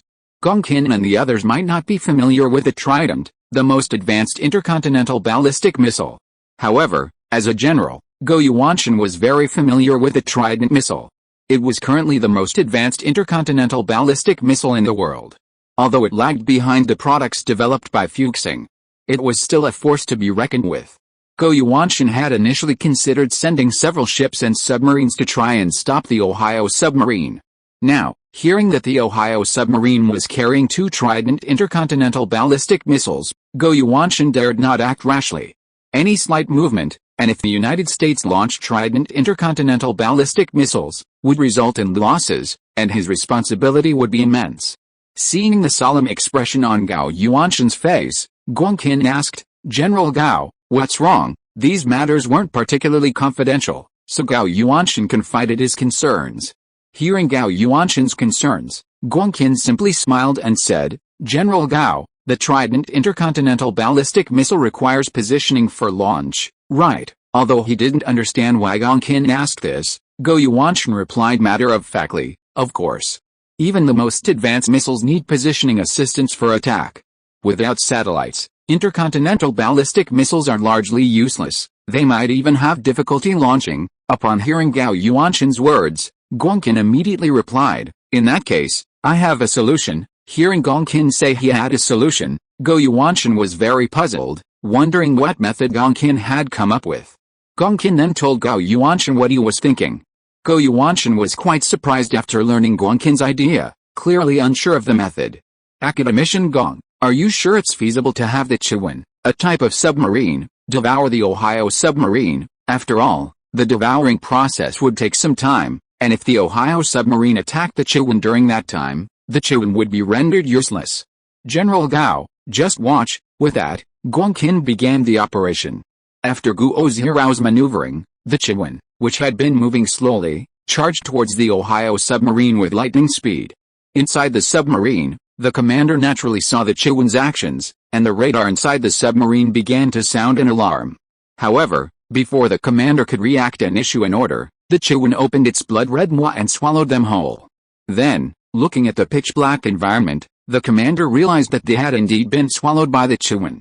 Commander, what do we do? Hearing the pilot's question, the commander replied, launch the Trident. Since things had come to this, the only way to escape was to destroy the Chiwen. Although it was painful, nothing was more important than their own lives. Chapter 265 The American Ocean Fleet, the Ohio submarine disappears. The commander's order was immediately relayed to the submarine's launch crew. Launch order received, launch button unlocking, unlocked, Trident ICBM fully loaded, entering launch sequence, beep beep beep alarm. Alarm. GPS satellite signal lost, launch preparation failed, please troubleshoot. After issuing the order, the commander had expected to see fireworks, but instead, this was the result. What happened? How could the launch fail? At this critical moment, he had already issued the launch order, yet it failed. At best, this was due to his insufficient war preparation and lack of professional competence. At worst, in wartime, This would be a massive war blunder, potentially delaying crucial operations. If investigated, he could face a military court. Therefore, the commander's tone was no longer amiable, and he spoke sternly. Upon hearing the commander's words, the launch crew quickly explained, "Commander, the reason for the launch failure is that our submarine can't receive GPS signals, so we can't locate the launch point." "What? You said the submarine can't receive signals?" Hearing this, the commander's expression became even more serious. No signal was a major issue. "Commander, the submarine's radar and communication signals have also been lost." One problem after another arose as the pilot, noticing the submarine's abnormal situation, immediately reported to the commander. The pilot's expression was just as panicked as the launch crew's, and the commander, too, realized the gravity of the situation. Now, the submarine couldn't receive satellite signals, and even radar and communication signals were gone. This meant that their Ohio submarine was essentially a completely isolated machine. Although he was starting to panic, he knew that if he panicked, everyone else on board would follow suit. That would be disastrous. After all, if morale was low, the team would be difficult to lead. Fortunately, the electricity and water supply were unaffected, otherwise, the situation would have been even more difficult. Therefore, the commander remained calm and said, "It's all right, it's probably temporary. It'll be fine in a bit." After saying this, the commander was inwardly puzzled. Even though they had been swallowed by the Chihuahua, there should be a signal inside the stomach of a marine creature, so how could this situation have occurred? The commander's question was destined to remain unanswered at this moment. The U.S. Ocean Fleet, which was monitoring the submarine's movements in real time, certainly noticed the anomaly. The Ohio submarine, while carrying a secret mission, also carried the most advanced Trident intercontinental ballistic missiles. To avoid any unnecessary accidents, it was under constant, covert monitoring. When the Ohio submarine disappeared from the radar of the relevant departments of the U.S. Ocean Fleet, personnel immediately sent communication requests to it. However, several communication requests went unanswered. Given this situation, and the fact that the Ohio submarine disappeared within Xia's territorial waters, it's hard not to speculate. Could it be that Xia discovered or destroyed the Ohio submarine? If so, destruction would be acceptable, but if it wasn't discovered and captured, then the Ohio submarine and its Trident intercontinental ballistic missiles could be at risk of technological leaks. The surveillance personnel didn't dare delay and immediately reported the matter. The information soon reached Commander Kalmar, commander of the American Ocean Fleet. When Kalmar learned that the Ohio submarine had disappeared, his pale face furrowed. Did Xia discover it? The incident had occurred relatively recently, and even as a fleet commander, Kalmar didn't know much. However, he didn't believe the Ohio submarine had been captured by Xia. After all, the Ohio submarine was one of America's most advanced warships, and it was equipped with Trident intercontinental ballistic missiles.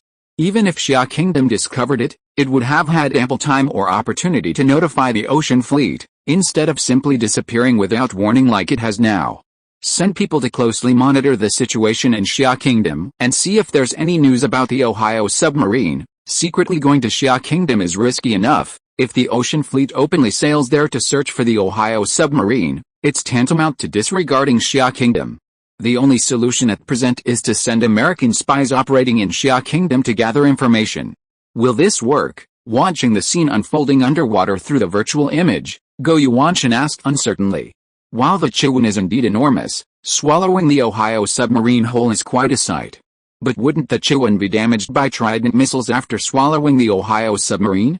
Seeing Gao Luofei's question, Guangqin explained, General Gao, the Chihuahua is made of a special metal material that can block all signals, making it impossible for Trident missiles to launch. At the same time, the Chihuahua also has interference capabilities, which can damage the Ohio submarine's electronics to a certain extent, turning it into a complete metal lump. After speaking, the screen showed the Ohio submarine inside the Chihuahua glowing with electricity, then falling silent. In that instant, the Ohio submarine's internal power supply was directly damaged. Before the commander and others could prepare, all of the Ohio submarine's electronic systems failed, plunging the submarine into complete darkness. When the commander fumbled for his flashlight to turn it on, he found that even the flashlight wouldn't turn on. Now, he truly panicked. Chapter 266 The white object turned out to be a rechargeable battery. Huh? Why are there so many devices like this in this room? What are they for? Meanwhile, after greeting the stray animals, Gao Luofei, Suzette, and their group entered the villa to investigate. With so many stray animals here, Chu Mingyao decided to examine the place carefully to see if she could uncover anything suspicious about Suzette. Thanks to Chu Mingyao's careful observation, she quickly noticed something unusual about the villa's interior. The villa was decorated exquisitely yet simply, complete with a television, computer, dining room, and other amenities, all the typical features and functional rooms a person would have.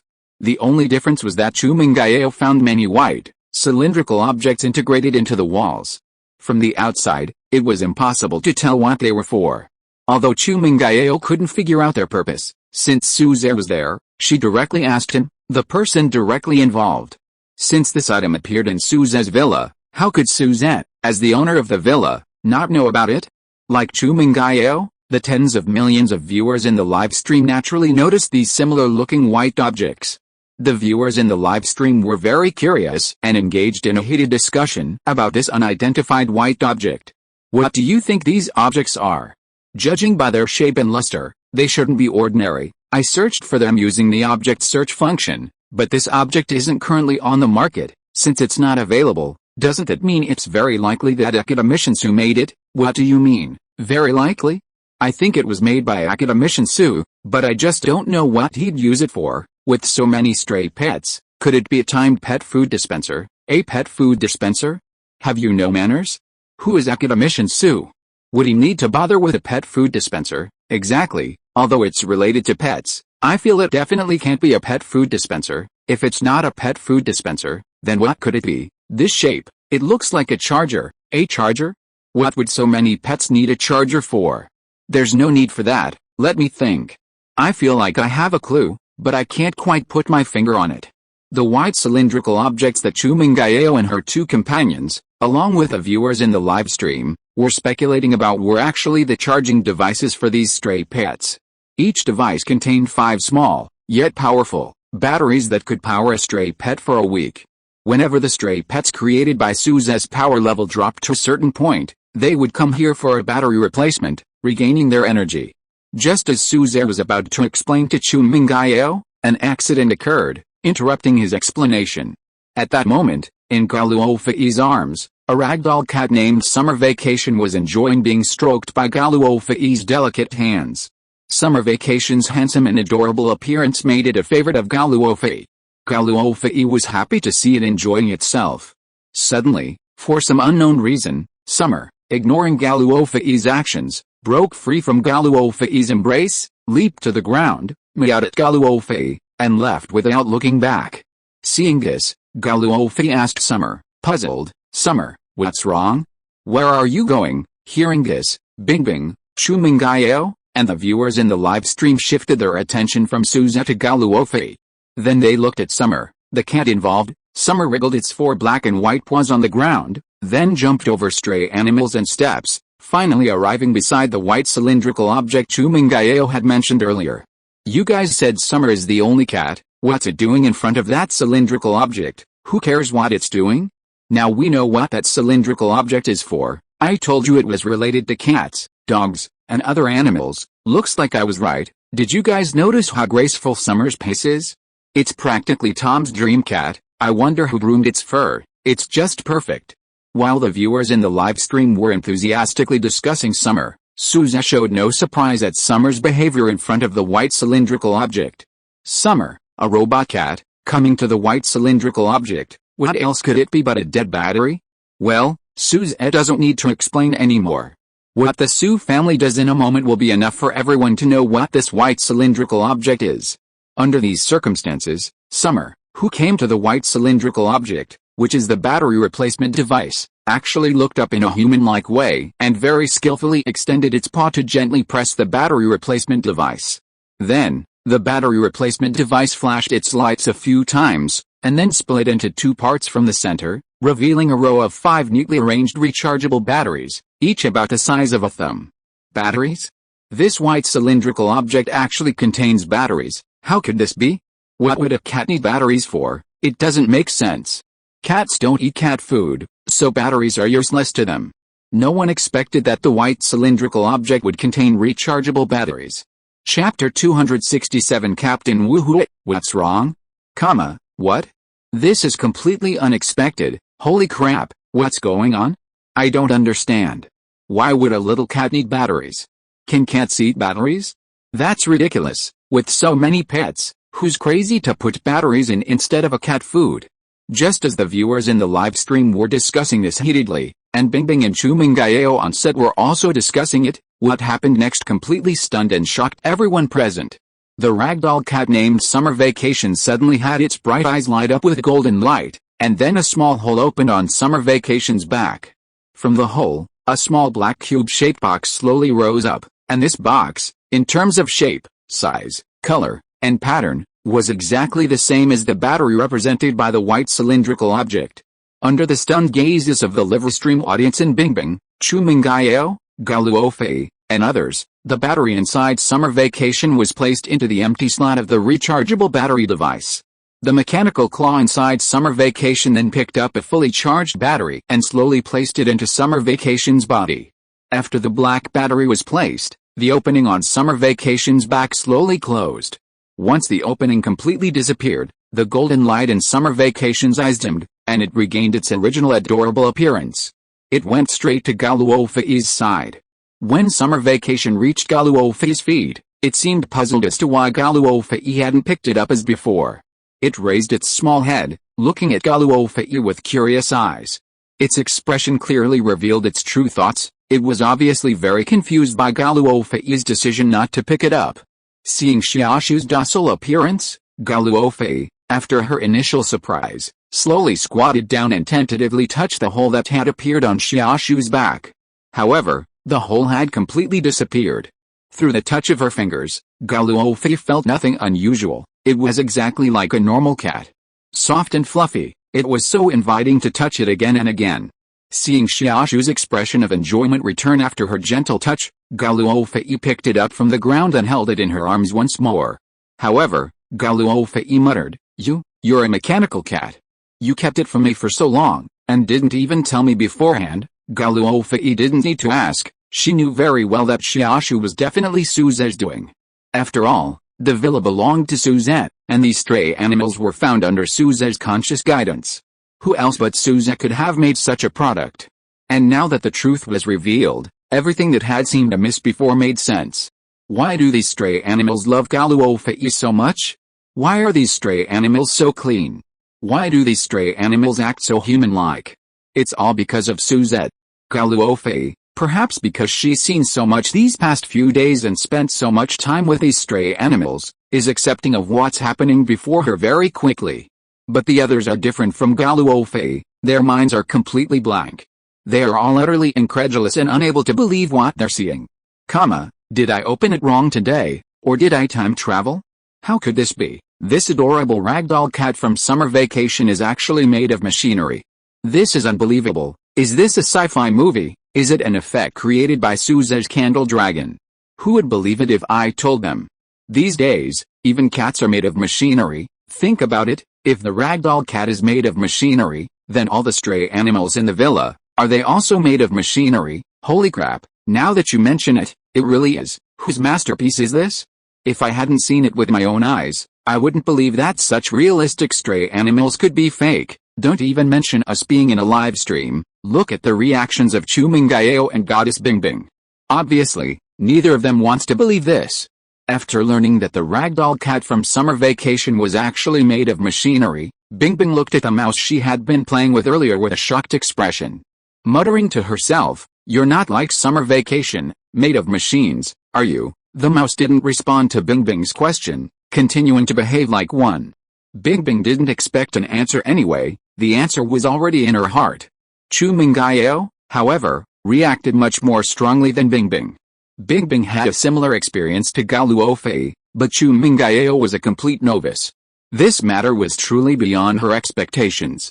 "Bingbing, am I dreaming?" Chumingayeo asked Bingbing uncertainly. Hearing Chumingayeo's question, Bingbing replied with absolute certainty, "You're not dreaming. What you saw is real. These stray animals are indeed made of machines." Chumingayeo's interruption dispelled Bingbing's doubts. Hearing Bingbing's words, Chumingayeo went to the stray animals, picked up a tiny puppy only 20 centimeters long, and carefully examined it from head to toe, inside and out. She still couldn't believe it. How could such a realistic-looking puppy be made of machinery?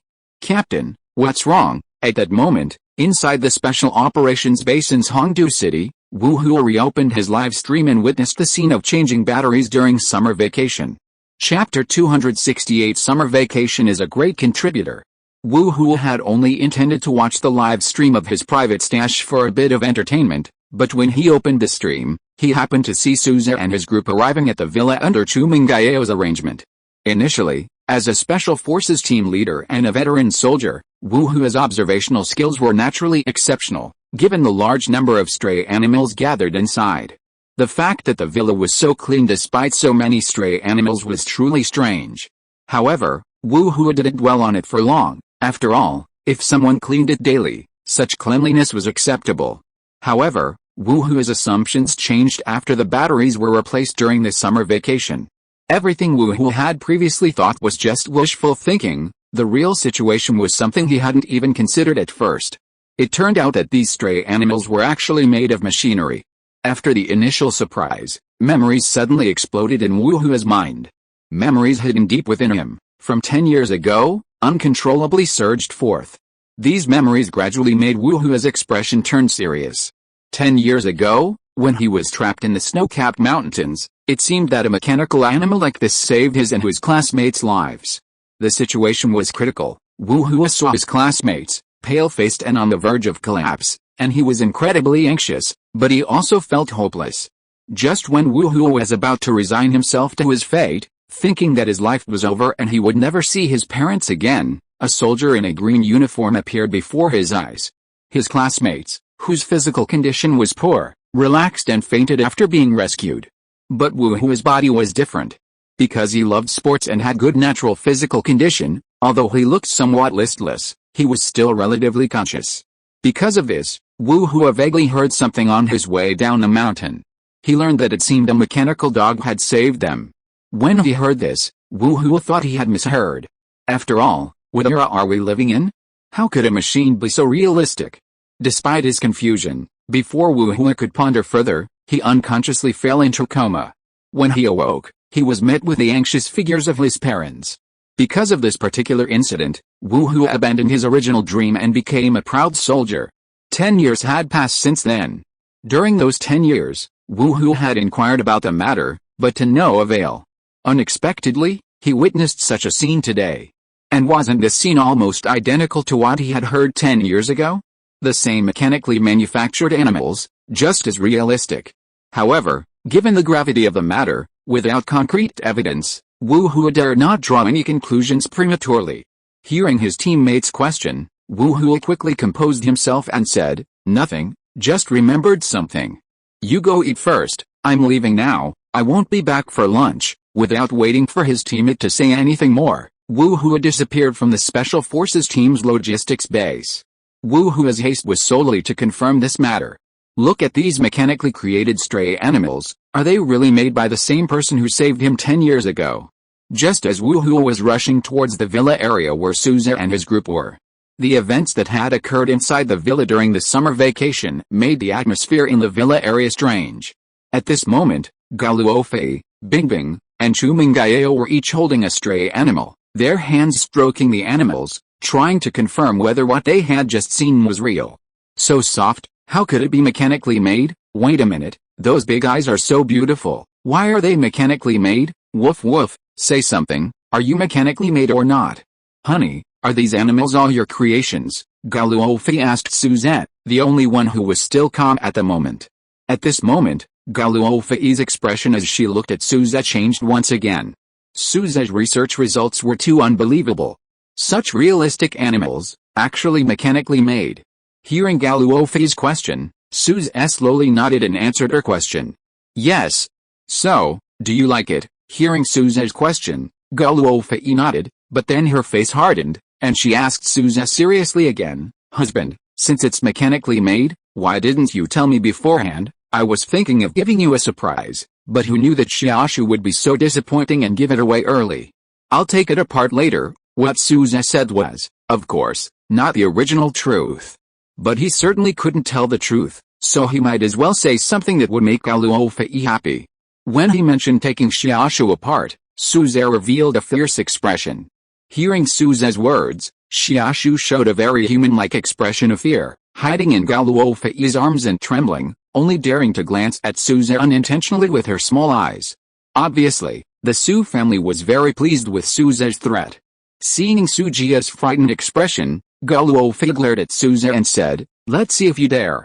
Summer is a great help. If it weren't for it, we wouldn't know you were hiding such a big secret. If you destroy Summer, I'll destroy you first." With that, Gao Luofei gently stroked Summer to calm it down. Feeling Gao Luofei's gentle hand, Summer slowly relaxed and meowed softly at Gao Luofei in a childish voice. Chapter 269 Suze is Wu Hua's savior. Summer's meow melted Gao Luofei's heart. Don't be afraid, I'm here. Suze won't do anything to you," Gao Luofei said to Summer. Hearing Gao Luofei's words, Summer seemed to understand and nodded human-like. Then it continued to lie lazily in Gao Luofei's arms, enjoying itself comfortably. Seeing this, Suze didn't say anything more. However, although there was a small incident, what had just happened did not disappear because of Suze and Gao Luofei's conversation. At this moment, in the live broadcast room, the audience was discussing intensely, and with the help of many new media and traditional media reporters lurking in the live broadcast room, news about this matter quickly filled the entire online platform. Shocking. The stray animals in Academician Su's home are actually different from others. Mechanical life has actually developed to such an extent. Another great invention of Academician Su has been exposed. Human crisis? The lifelike mechanical replicas are incredibly realistic. Online, a video edited by professionals about changing batteries during summer vacation quickly topped the trending charts, overshadowing the Qianlong Foundation's earlier publicity stunt. Videos featuring mechanical animals garnered over 5 million views and 4 million likes and shares. Academician Su is truly a national hero. Is this some kind of miracle? Who would have thought that mechanically created life could be so realistic? To be honest, if it hadn't been exposed during summer vacation, I wouldn't have believed it either. Don't even mention us. Gao Luofei has been interacting with these stray animals for a long time, and even she didn't notice. Let alone us. It's not shameful. Old Gao, your son-in-law.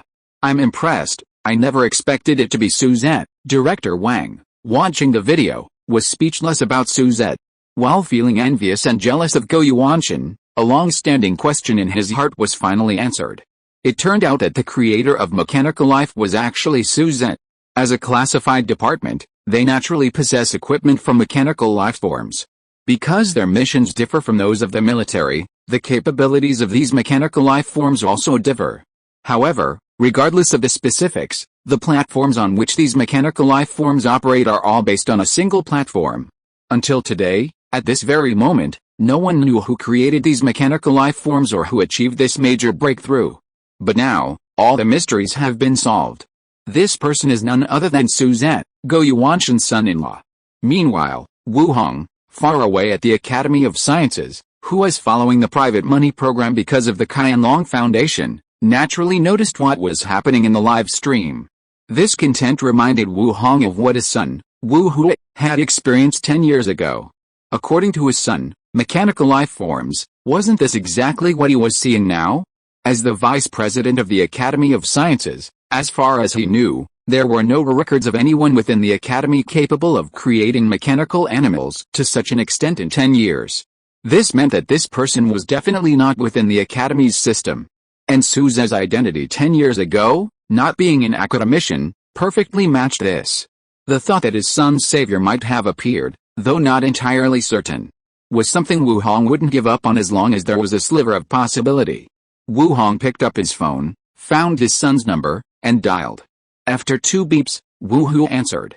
"Hello, Dad, what's up?" Wu Hua asked Wu Hong as he drove towards Suze's house. Hearing the faint sound of wind on Wu Hua's end, Wu Hong knew he was driving. For Wu Hua's safety, Wu Hong said, "Since you're driving, I won't talk to you now. I'll tell you when you get there. It's about your savior." To prevent Wu Hua from forgetting to call him back because of his mission, Wu Hong specifically mentioned it was about his savior. Only in this way would Wu Hua remember to call him back. Hearing Wu Hong's words, Wu Hua asked in surprise, "Dad, You're not talking about Suzette, are you? Woohoo was only guessing. After all, Suzette's situation was indeed very hot today, and his father might have seen what happened on the live stream, which was why he called. Hearing his son mention Suzette, Wu Hong understood. So his son already knew about this. It's Suzette, son, you've seen the news too, Wu Hong asked Wu Hua. Hearing Wu Hong's question, Wu Hua said, Dad, I'm going to Suzette's place now. I want to verify this. Hearing his son's words, Wu Hong didn't say anything more. Since his son had already taken action, there was no need for him to say anything more. Then, Wu Hong instructed his son, in that case, I won't bother you any longer.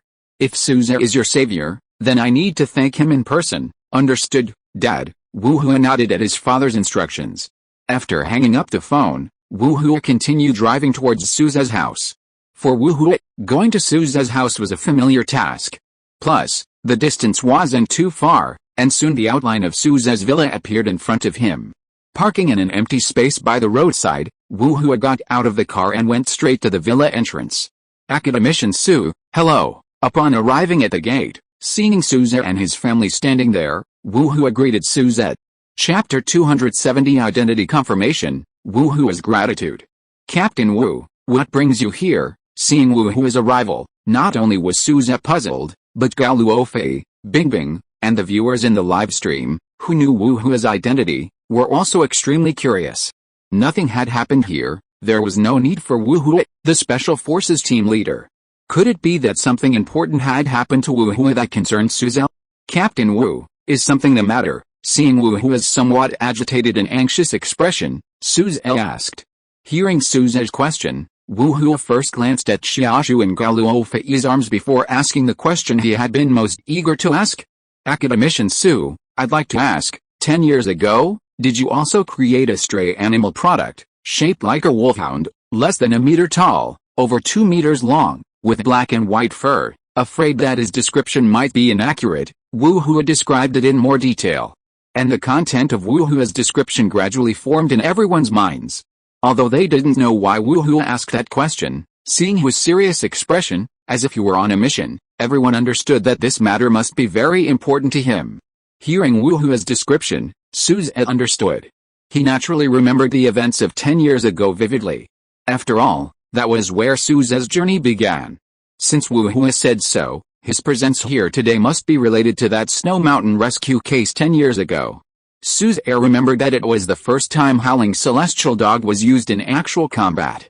And through practical testing, it fully proved just how outstanding the performance of the Howling Celestial Dog that Suzette had developed was. There is such a thing, Suzette nodded under Wu Hua's gaze. Upon hearing Suzette's words, Wu Hua excitedly grasped Suzette's hands, her excitement overflowing. Academician Su, do you know how long I've been looking for you? She exclaimed. Thank you so much. If it weren't for your invention, I certainly wouldn't be standing here talking to you today. Wu Hua's excitement was understandable, given that her 10-year wish had finally come true. However, aside from Suzette and Wu Hua herself, Gao Luofei and the many viewers in the live stream were completely bewildered by Wu Hua's emotional outburst. They seemed to understand something, yet also seemed to know nothing at all. What do you think Captain Wu meant by those words? Can someone translate them for him? Can't you understand? It's so simple. He's just saying Academician Su's invention saved Captain Wu's life, right? 10 years ago, how old was Academician Su? Only 16, I think. It sounds like he invented this mechanical life form back then, and it saved Wu Hua's life. 16? Holy crap. Really? He did something so amazing at such a young age. Sorry, I got a little carried away. Please forgive my rudeness. Wu Hua, having experienced the trials of life, quickly calmed down. Seeing the questioning looks from Gao Luofei and the other two women, Wu Hua spoke up. Upon hearing Wu Hua's words, Gao Luofei waved her hand and said, It's all right, I understand. But Captain Wu, would it be convenient to tell me what happened? Hearing Gao Luofei's question, and knowing there was nothing shameful about it, Wu Hua briefly recounted what had happened to him. It's like this, 10 years ago, I went to the Snow Mountain with my classmates. We were trapped due to a sudden change in weather, and our lives were in danger. It was at this time that Academician Su's Howling Celestial Dog was brought over. After being successfully rescued, This incident had a great impact on me, and my goal and dream became to become a soldier. As Wu Hu recounted his story, Gao Luofei and the other two women, along with the many viewers in the live stream, understood why Wu Hu was so emotional. If it were them, they might have been even more emotional if this had happened to them. Academician Su, thank you so much. At this emotional moment, Wu Hu once again expressed his heartfelt gratitude to Suzette. If it weren't for the fact that Wu Hu was wearing military uniform, he would have knelt before Suzette. Alright, Captain Wu, it's fate that we met. So much time has passed, don't worry about it, Suzette said to Wu Hu. After chatting for a few moments, Wu Hu thought of his father. After apologizing to Suzette, Wu Hu got up, picked up his phone, and dialed his father, Wu Hong. Dad, Suzette is my savior, Wu Hu said to Wu Hong as soon as the call connected. Actually, Wu Hong had seen everything that happened in the live stream. Hearing his son's words, Wu Hong said to Wu Hu, now that it's confirmed, let's see if Academician Su has time. I need to express my gratitude to him in person, Wu Hu nodded in agreement. Even without Wu Hong saying it, Wu Hu had the same intention. While Wu Hu was speaking to Wu Hong on the phone, Suzette was facing the gaze of Gao Luofei and the other two women. Clearly, none of the three women had expected that the mechanical creature invention was a technology that Suzette had developed 10 years ago. Honey, you finished them 10 years ago? Hearing Gao Luofei's words, Suzette waved his hand and said, no, they were produced recently. All the technologies have been greatly improved. Compared with Howling Celestial Dog, they are a great improvement. If you are listening to this novel on a channel other than Fanfic World, it means it was downloaded and re-uploaded without effort. We warmly invite you to visit our channel, Fanfic World. There you will find the original version of this story and many other novels of various genres. We look forward to seeing you dive into a world of incredible novels. Chapter 271 Xiaoguo's technology couldn't possibly be this advanced. Hearing Suzette mention that this was the result of 10 years of improvements, Gao Luofei and the others breathed a sigh of relief for some reason. Thank goodness, it turned out they weren't something Suzette had created 10 years ago. However, just as this thought crossed their minds, Gao Luofei and the others felt something was amiss.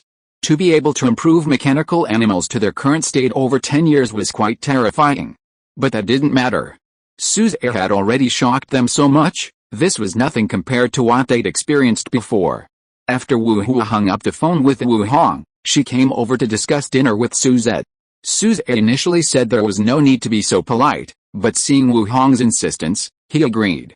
After agreeing on a time and place to contact each other later, Wu Hu, not wanting to disrupt the program, took her leave. After waving goodbye to Wu Hu, Suzette and his group returned to the villa. Commander, look at this. Meanwhile, sometime after the Ohio submarine disappeared, at the headquarters of the American Ocean Fleet in the open ocean, after extensive searches, some progress was finally made regarding the disappearance of the Ohio submarine. Taking the screen from his subordinate, Ocean Fleet Commander Kalmar saw it was a video and clicked to watch it. Judging from the shooting angle, the dark image, and the occasional ripples and marine animals appearing, the video was clearly taken from the deep sea. Judging from the title on the screen, this video should be footage of the deep sea captured by the Ohio submarine's external cameras. Initially, the video seemed normal, just like any other ocean scene.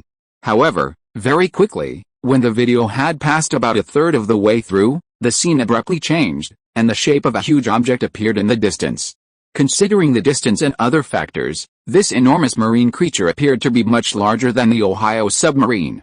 Could it be a whale? As a fleet commander, Kalmar had spent 2 years on submarines when he first joined the army.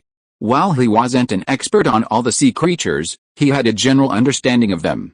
A creature of such enormous size, besides a whale, seemed to have no other marine life with such a form.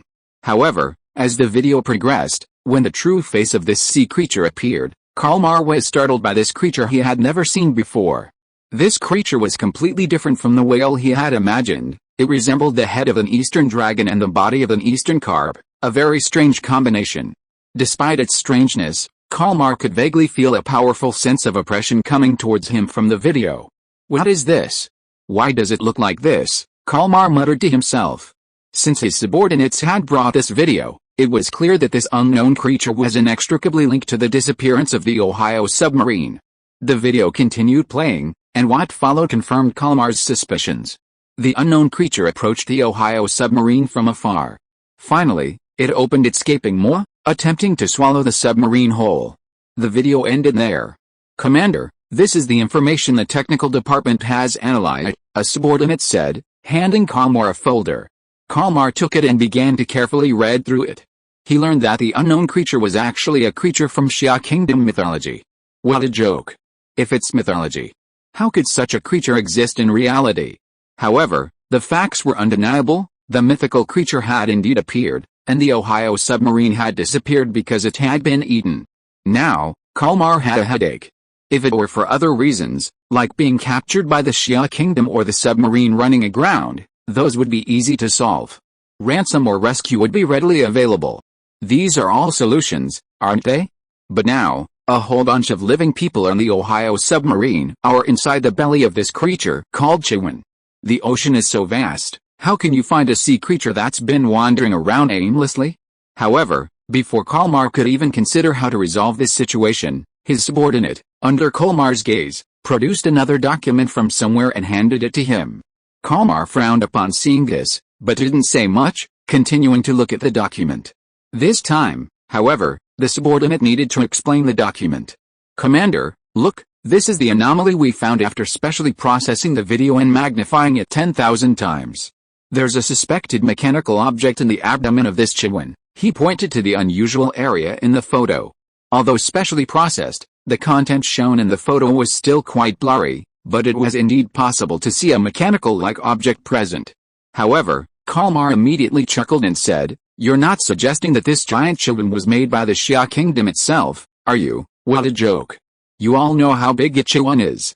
Can humanity at this stage of civilization create such a behemoth? Don't even mention the Xia Kingdom. Can you guarantee you could do it with our country, or even the United States? Kalmar didn't believe that the Xia Kingdom's technology was superior to that of the United States.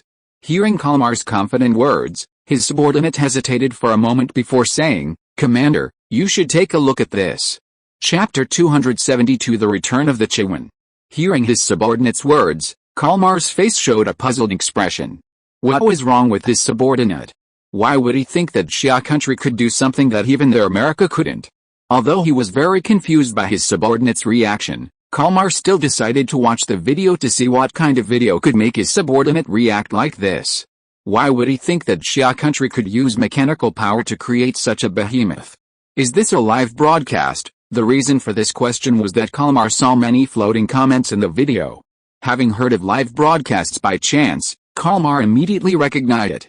Hearing Kalmar's words, his subordinate nodded and said, "Commander, this is indeed a segment from a Xia country variety show that searches for married men's hidden stashes of money." Hearing his subordinate's explanation, Kalmar was even more confused. What was so interesting about a Xia country live broadcast program, especially one called Searching for Hidden Stashes of Money? You mean a search for hidden stash of money could possibly be something that would concern the commander-in-chief of the American Ocean Fleet? Kalmar, being American, didn't understand the Chinese language at all. Fortunately, his subordinates had added subtitles to the video beforehand, so it was relatively easy to understand. The content of the following live stream segment caused Kalmar's expression to change several times. The video displayed technology Kalmar had never seen before. How could such a realistic stray animal be mechanically manufactured? Moreover, judging from the live stream, this mechanically manufactured stray animal had appeared 10 years ago. Watching this video, Kalmar felt he should retract his earlier statement. The content of this video clearly exceeded America's technological capabilities.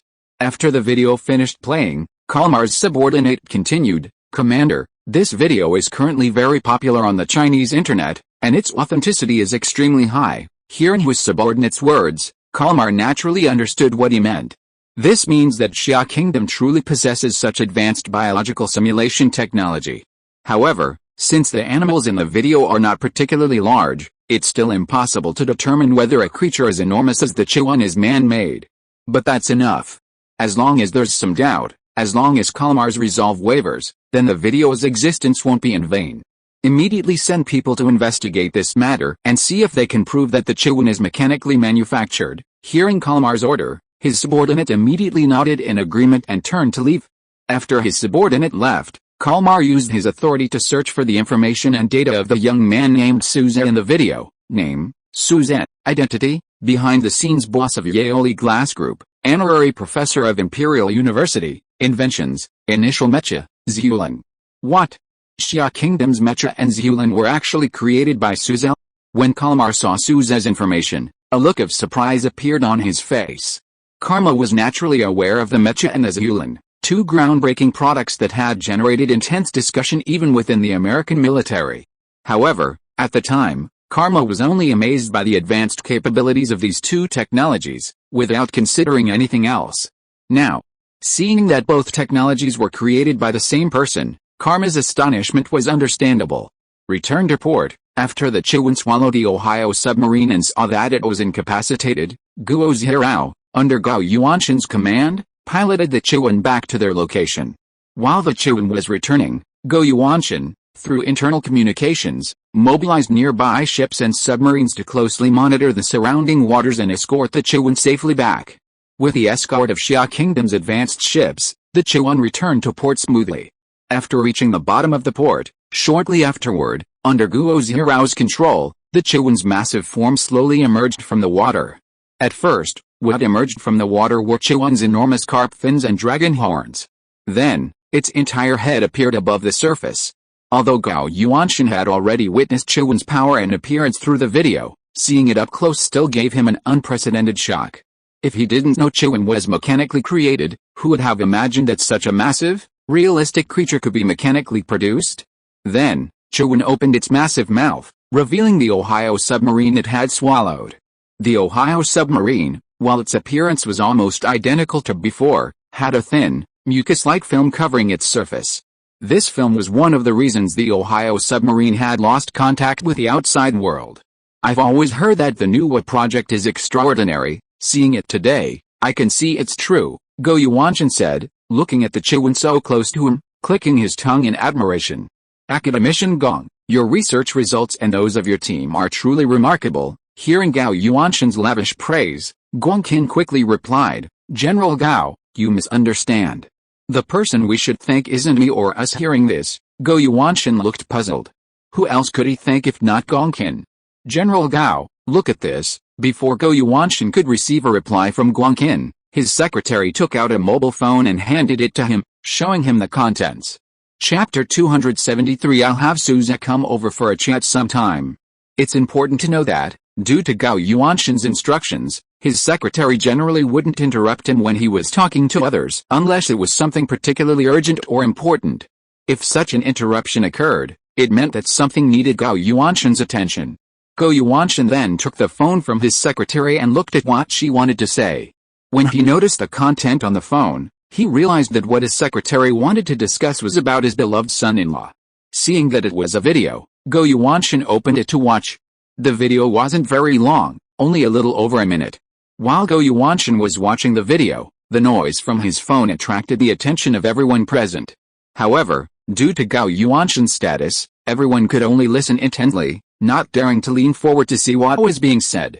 However, this matter wasn't exactly confidential. Gao Yuanshan noticed the curious expressions on the faces of the others present, and said, This isn't a secret. If you want to see it, just search for it online. As soon as Gao Yuanshan finished speaking, his secretary, showing the others how to operate the device, approached them. Soon, Guangqin and the others opened the same video that Gao Yuanshan had watched. When everyone saw the content of the video, Gao Yuanshan felt extremely proud of his son-in-law's excellence. He happily said to Guangqin and the others, Academician Guang, Suzette's research technology is very similar to your Nuwa project. You can exchange ideas sometime. However, Guangqin and the others were completely different. As researchers in the field of simulated animal technology, they were deeply ingrained in their understanding of it. Therefore, they immediately recognized the intricacies of the video. The simulated animal in the video was developed by a man named Suzette. From the color of the fur, the feel to the touch, and even the intelligence and internal structure, everything was meticulously crafted. While the size differed from their products, the level of detail was absolutely superior. Who is this guy? He's amazing. Were all these lifelike animals made by Suzette? They seem to be just as good as ours. Never mind that. Have you noticed how handsome this guy is? Yeah, not only handsome, but also so talented. I feel like the fur and skin detail of these lifelike animals are even better than ours. Guo Zirao and the others' whispered words naturally reached Gao Yuanshan's ears. Hearing these chosen ones of the Nuwa project so highly praising his son-in-law, Gao Yuanshan felt honored. A proud expression once again appeared on his face. And what Guo Zirao and the others discovered, Guangqin, as the team leader, certainly didn't miss. It was precisely because he saw this that Guangqin, as the leader of the research team, was so surprised and puzzled. Their Nuwa project had consumed countless national funds and personnel to achieve such outstanding success. Yet, it was now being compared to the products developed by such a young and handsome man whose name he'd never even heard of. This was a fact that was truly hard for Guangqin and his team to accept. Especially after watching the video, Guangqin noticed a lot of information about Suzette on his phone and started looking at it. What he saw only deepened his astonishment. A 26-year-old not only possessed so many incredible inventions and research products, but had also been named an academician so young, barely an adult. It was truly remarkable. Guangqin considered himself quite intelligent, but compared to Suzette, the gap was enormous. Suzette was practically a genius. With mixed feelings, Guangqin saw Gao Yuanshan standing to the side, his face beaming with pride. Recalling his earlier words, he asked Gao Yuanshan, "General Gao, what is your relationship with this Suzette?" Hearing Guangqin's question, Gao Yuanshan answered without hesitation, "Suzette is my son-in-law." Hearing this, Guangqin understood why Gao Yuanshan was so proud. Indeed, with such a successful son-in-law, how could Gao Yuanshan, as an elder, not be proud? So he's General Gao's junior.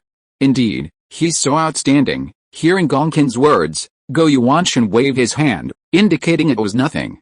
Guangqin wasn't just being polite, he was genuinely sincere. After saying this, Guangqin then expressed his thoughts. "General Gao, you just mentioned that you could help introduce us to Academician Su for a discussion. Would that be convenient?" Hearing that Guangqin was referring to this matter, Gao Yuanshan readily agreed, saying, "Of course.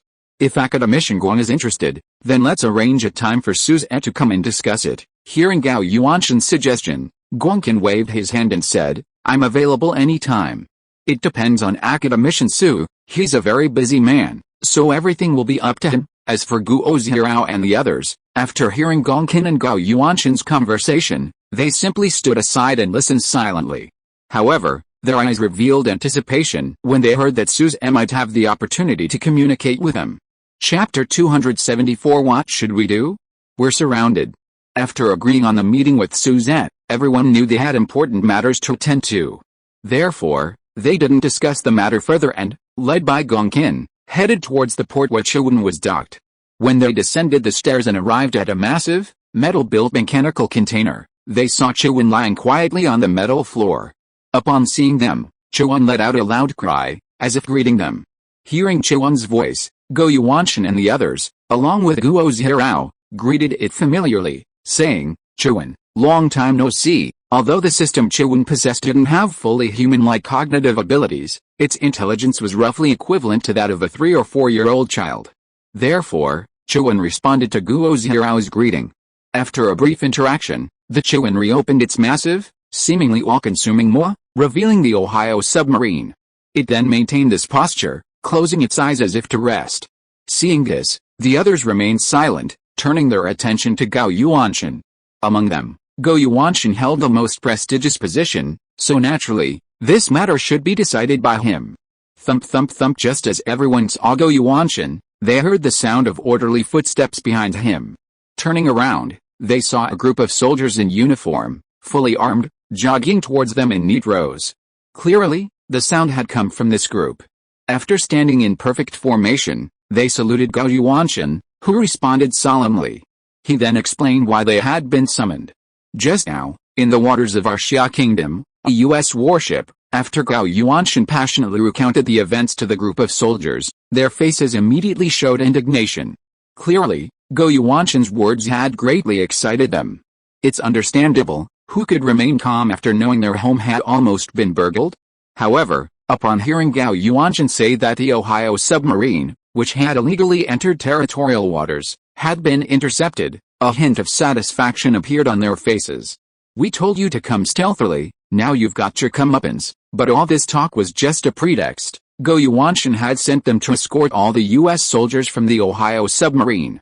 After giving the orders, under Gao Luofei's command, a group of men, armed to the teeth, rushed into the belly of the submarine.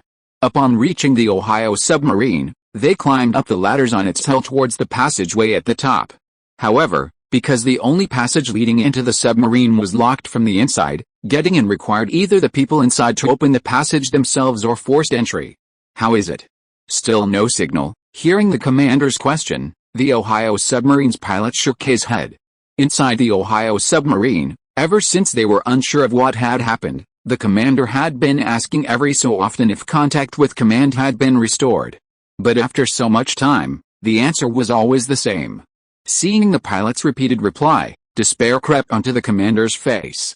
No matter what, after being here for so long, he didn't know if he would ever be able to return home.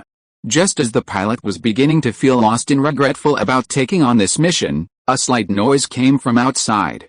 Because the Ohio submarine had excellent soundproofing, using the latest American soundproofing materials, the sound was initially very faint, and the pilot thought he had misheard. However, as he listened, he realized it wasn't a hallucination or a mishearing, something was indeed happening. Moreover, the sound seemed to be coming from outside. "Commander, look!" At the same time, the pilot, in the helm, suddenly turned his gaze to the Ohio submarine's binoculars. What he saw through the binoculars startled him. His tone was filled with astonishment and shock. Hearing the pilot's words, the commander's curiosity was ignited. He wanted to see what had happened to make the pilot react like that. When the commander leaned closer to the binoculars and saw what the pilot had seen, his expression and tone were exactly the same as the pilot's. Clearly, he was completely taken aback and couldn't believe what he had seen. Then, the commander rubbed his eyes. After looking through the binoculars again and confirming that what he saw was true, he exclaimed, "What's going on? Aren't we at sea? How come we see what looks like the Xia Kingdom's army outside the submarine, the color, the style?" The commander was certain he wasn't mistaken. These were the uniforms worn by the Xia Kingdom's soldiers. Through the limited view provided by the telescope, the commander finally understood why he had vaguely heard some sounds. It turned out that the sounds were from Xia Kingdom soldiers outside, working to open the submarine's hull. Although he was utterly perplexed as to why things had turned out this way, the situation was urgent, and he needed to find a solution. However, despite his best efforts, the commander couldn't come up with a good way to resolve the current problem. After all, they were now completely at their mercy. Chapter 275 Jerome surrenders. After all, from both a legal and moral standpoint, it was completely inappropriate for a commander from the United States to be here with a submarine. At the same time, the commander was also quite puzzled. Hadn't he been swallowed by the Chuan? Why was he here? And judging from the surrounding environment, it seemed to be within a sealed base. A marine creature appearing in an environment devoid of water seemed extremely strange. However, despite the odds, the primary objective now was to find a way to bring the Ohio submarine back to the United States. Even if the mission had failed, if the personnel and equipment were unharmed, he would at most receive a reprimand. But if only the personnel returned, but the Ohio submarine remained in the hands of the Chinese, he would face a military court-martial, and at the very least, several years in prison. Since the Chinese were already preparing to forcibly dismantle the Ohio submarine, since he was going to leave sooner or later anyway, he might as well leave now. He was a commander from the United States, a lieutenant colonel. With him there, he could negotiate with the Chinese. Thinking of the United States behind him, the commander believed that as long as he could contact the U.S., returning home wouldn't be difficult. "Open the hatch and let me out," the commander said, under the pilot's astonished gaze. "Commander, you..." The pilot was about to continue, but a sharp look from the commander silenced him. Following the commander's instructions, the commander operated the buttons on the central control system and slowly opened the submarine's hatch. Once the hatch was open, the commander slowly climbed up the ladder inside the submarine. Meanwhile, outside, a group of soldiers had finished setting up their breaching tools and were preparing to begin the breaching operation when a loud bang came from the hatch. Then, the previously sealed hatch was completely open. Seeing this, everyone knew their breaching tools were useless. However, the soldiers, unaware of the situation inside the submarine, swiftly and efficiently gripped the guns slung across their backs and aimed them at the hatch. Any movement from the hatch would trigger a fierce counterattack. Gao Yuanshan and his men, standing not far away, also noticed the situation. All eyes were focused on this location. In the tense atmosphere, the commander slowly poked his head out of the hatch. When he saw the heavily armed soldiers pointing their guns at him, he immediately spoke, fearing he would be shot on the spot. "I am Lieutenant Commander Jerome, commander of the Ohio submarine. I request to negotiate with your superiors." Although Jerome spoke in English, his fluent Mandarin was easily understood by those present. After speaking, Jerome's entire body emerged from the Ohio submarine. He turned around, indicating that he was unarmed. Although Jerome appeared to be unarmed, everyone remained highly vigilant without Gao Yuanshan's order. "Everyone on board, come out before we negotiate." Gao Yuanshan knew the submarine was equipped with America's latest Trident missiles, and to be on the safe side, it was best to have everyone on board out. Hearing Gao Yuanshan's words, Jerome looked up and saw the gleaming stars on Gao Yuanshan's shoulder. Knowing the ranks of the Xia Kingdom's military, Jerome knew this was definitely a leader. However, Jerome disagreed with Gao Yuanshan's words. If everyone else came out like him, there would be no room for negotiation. "General, you see, I've already come out. As the commander of the Ohio submarine, Lieutenant Commander Jerome is sufficient to negotiate with you. There's no need for my other subordinates to come out." However, no matter what Jerome said, Gao Yuanshan had no intention of backing down in the slightest. In their current state, what right did Jerome and his men have to make demands? After a long staring contest between Gao Yuanshan and Jerome, Jerome shrugged and said to Gao Yuanshan, "General, you win." After saying this, Jerome returned to the submarine. A short while later, when Jerome reappeared, he was followed by the other crew members of the Ohio submarine. They were all dressed in identical sailor uniforms. Although they were professionally trained and very strong, they showed no intention of resisting when faced with guns.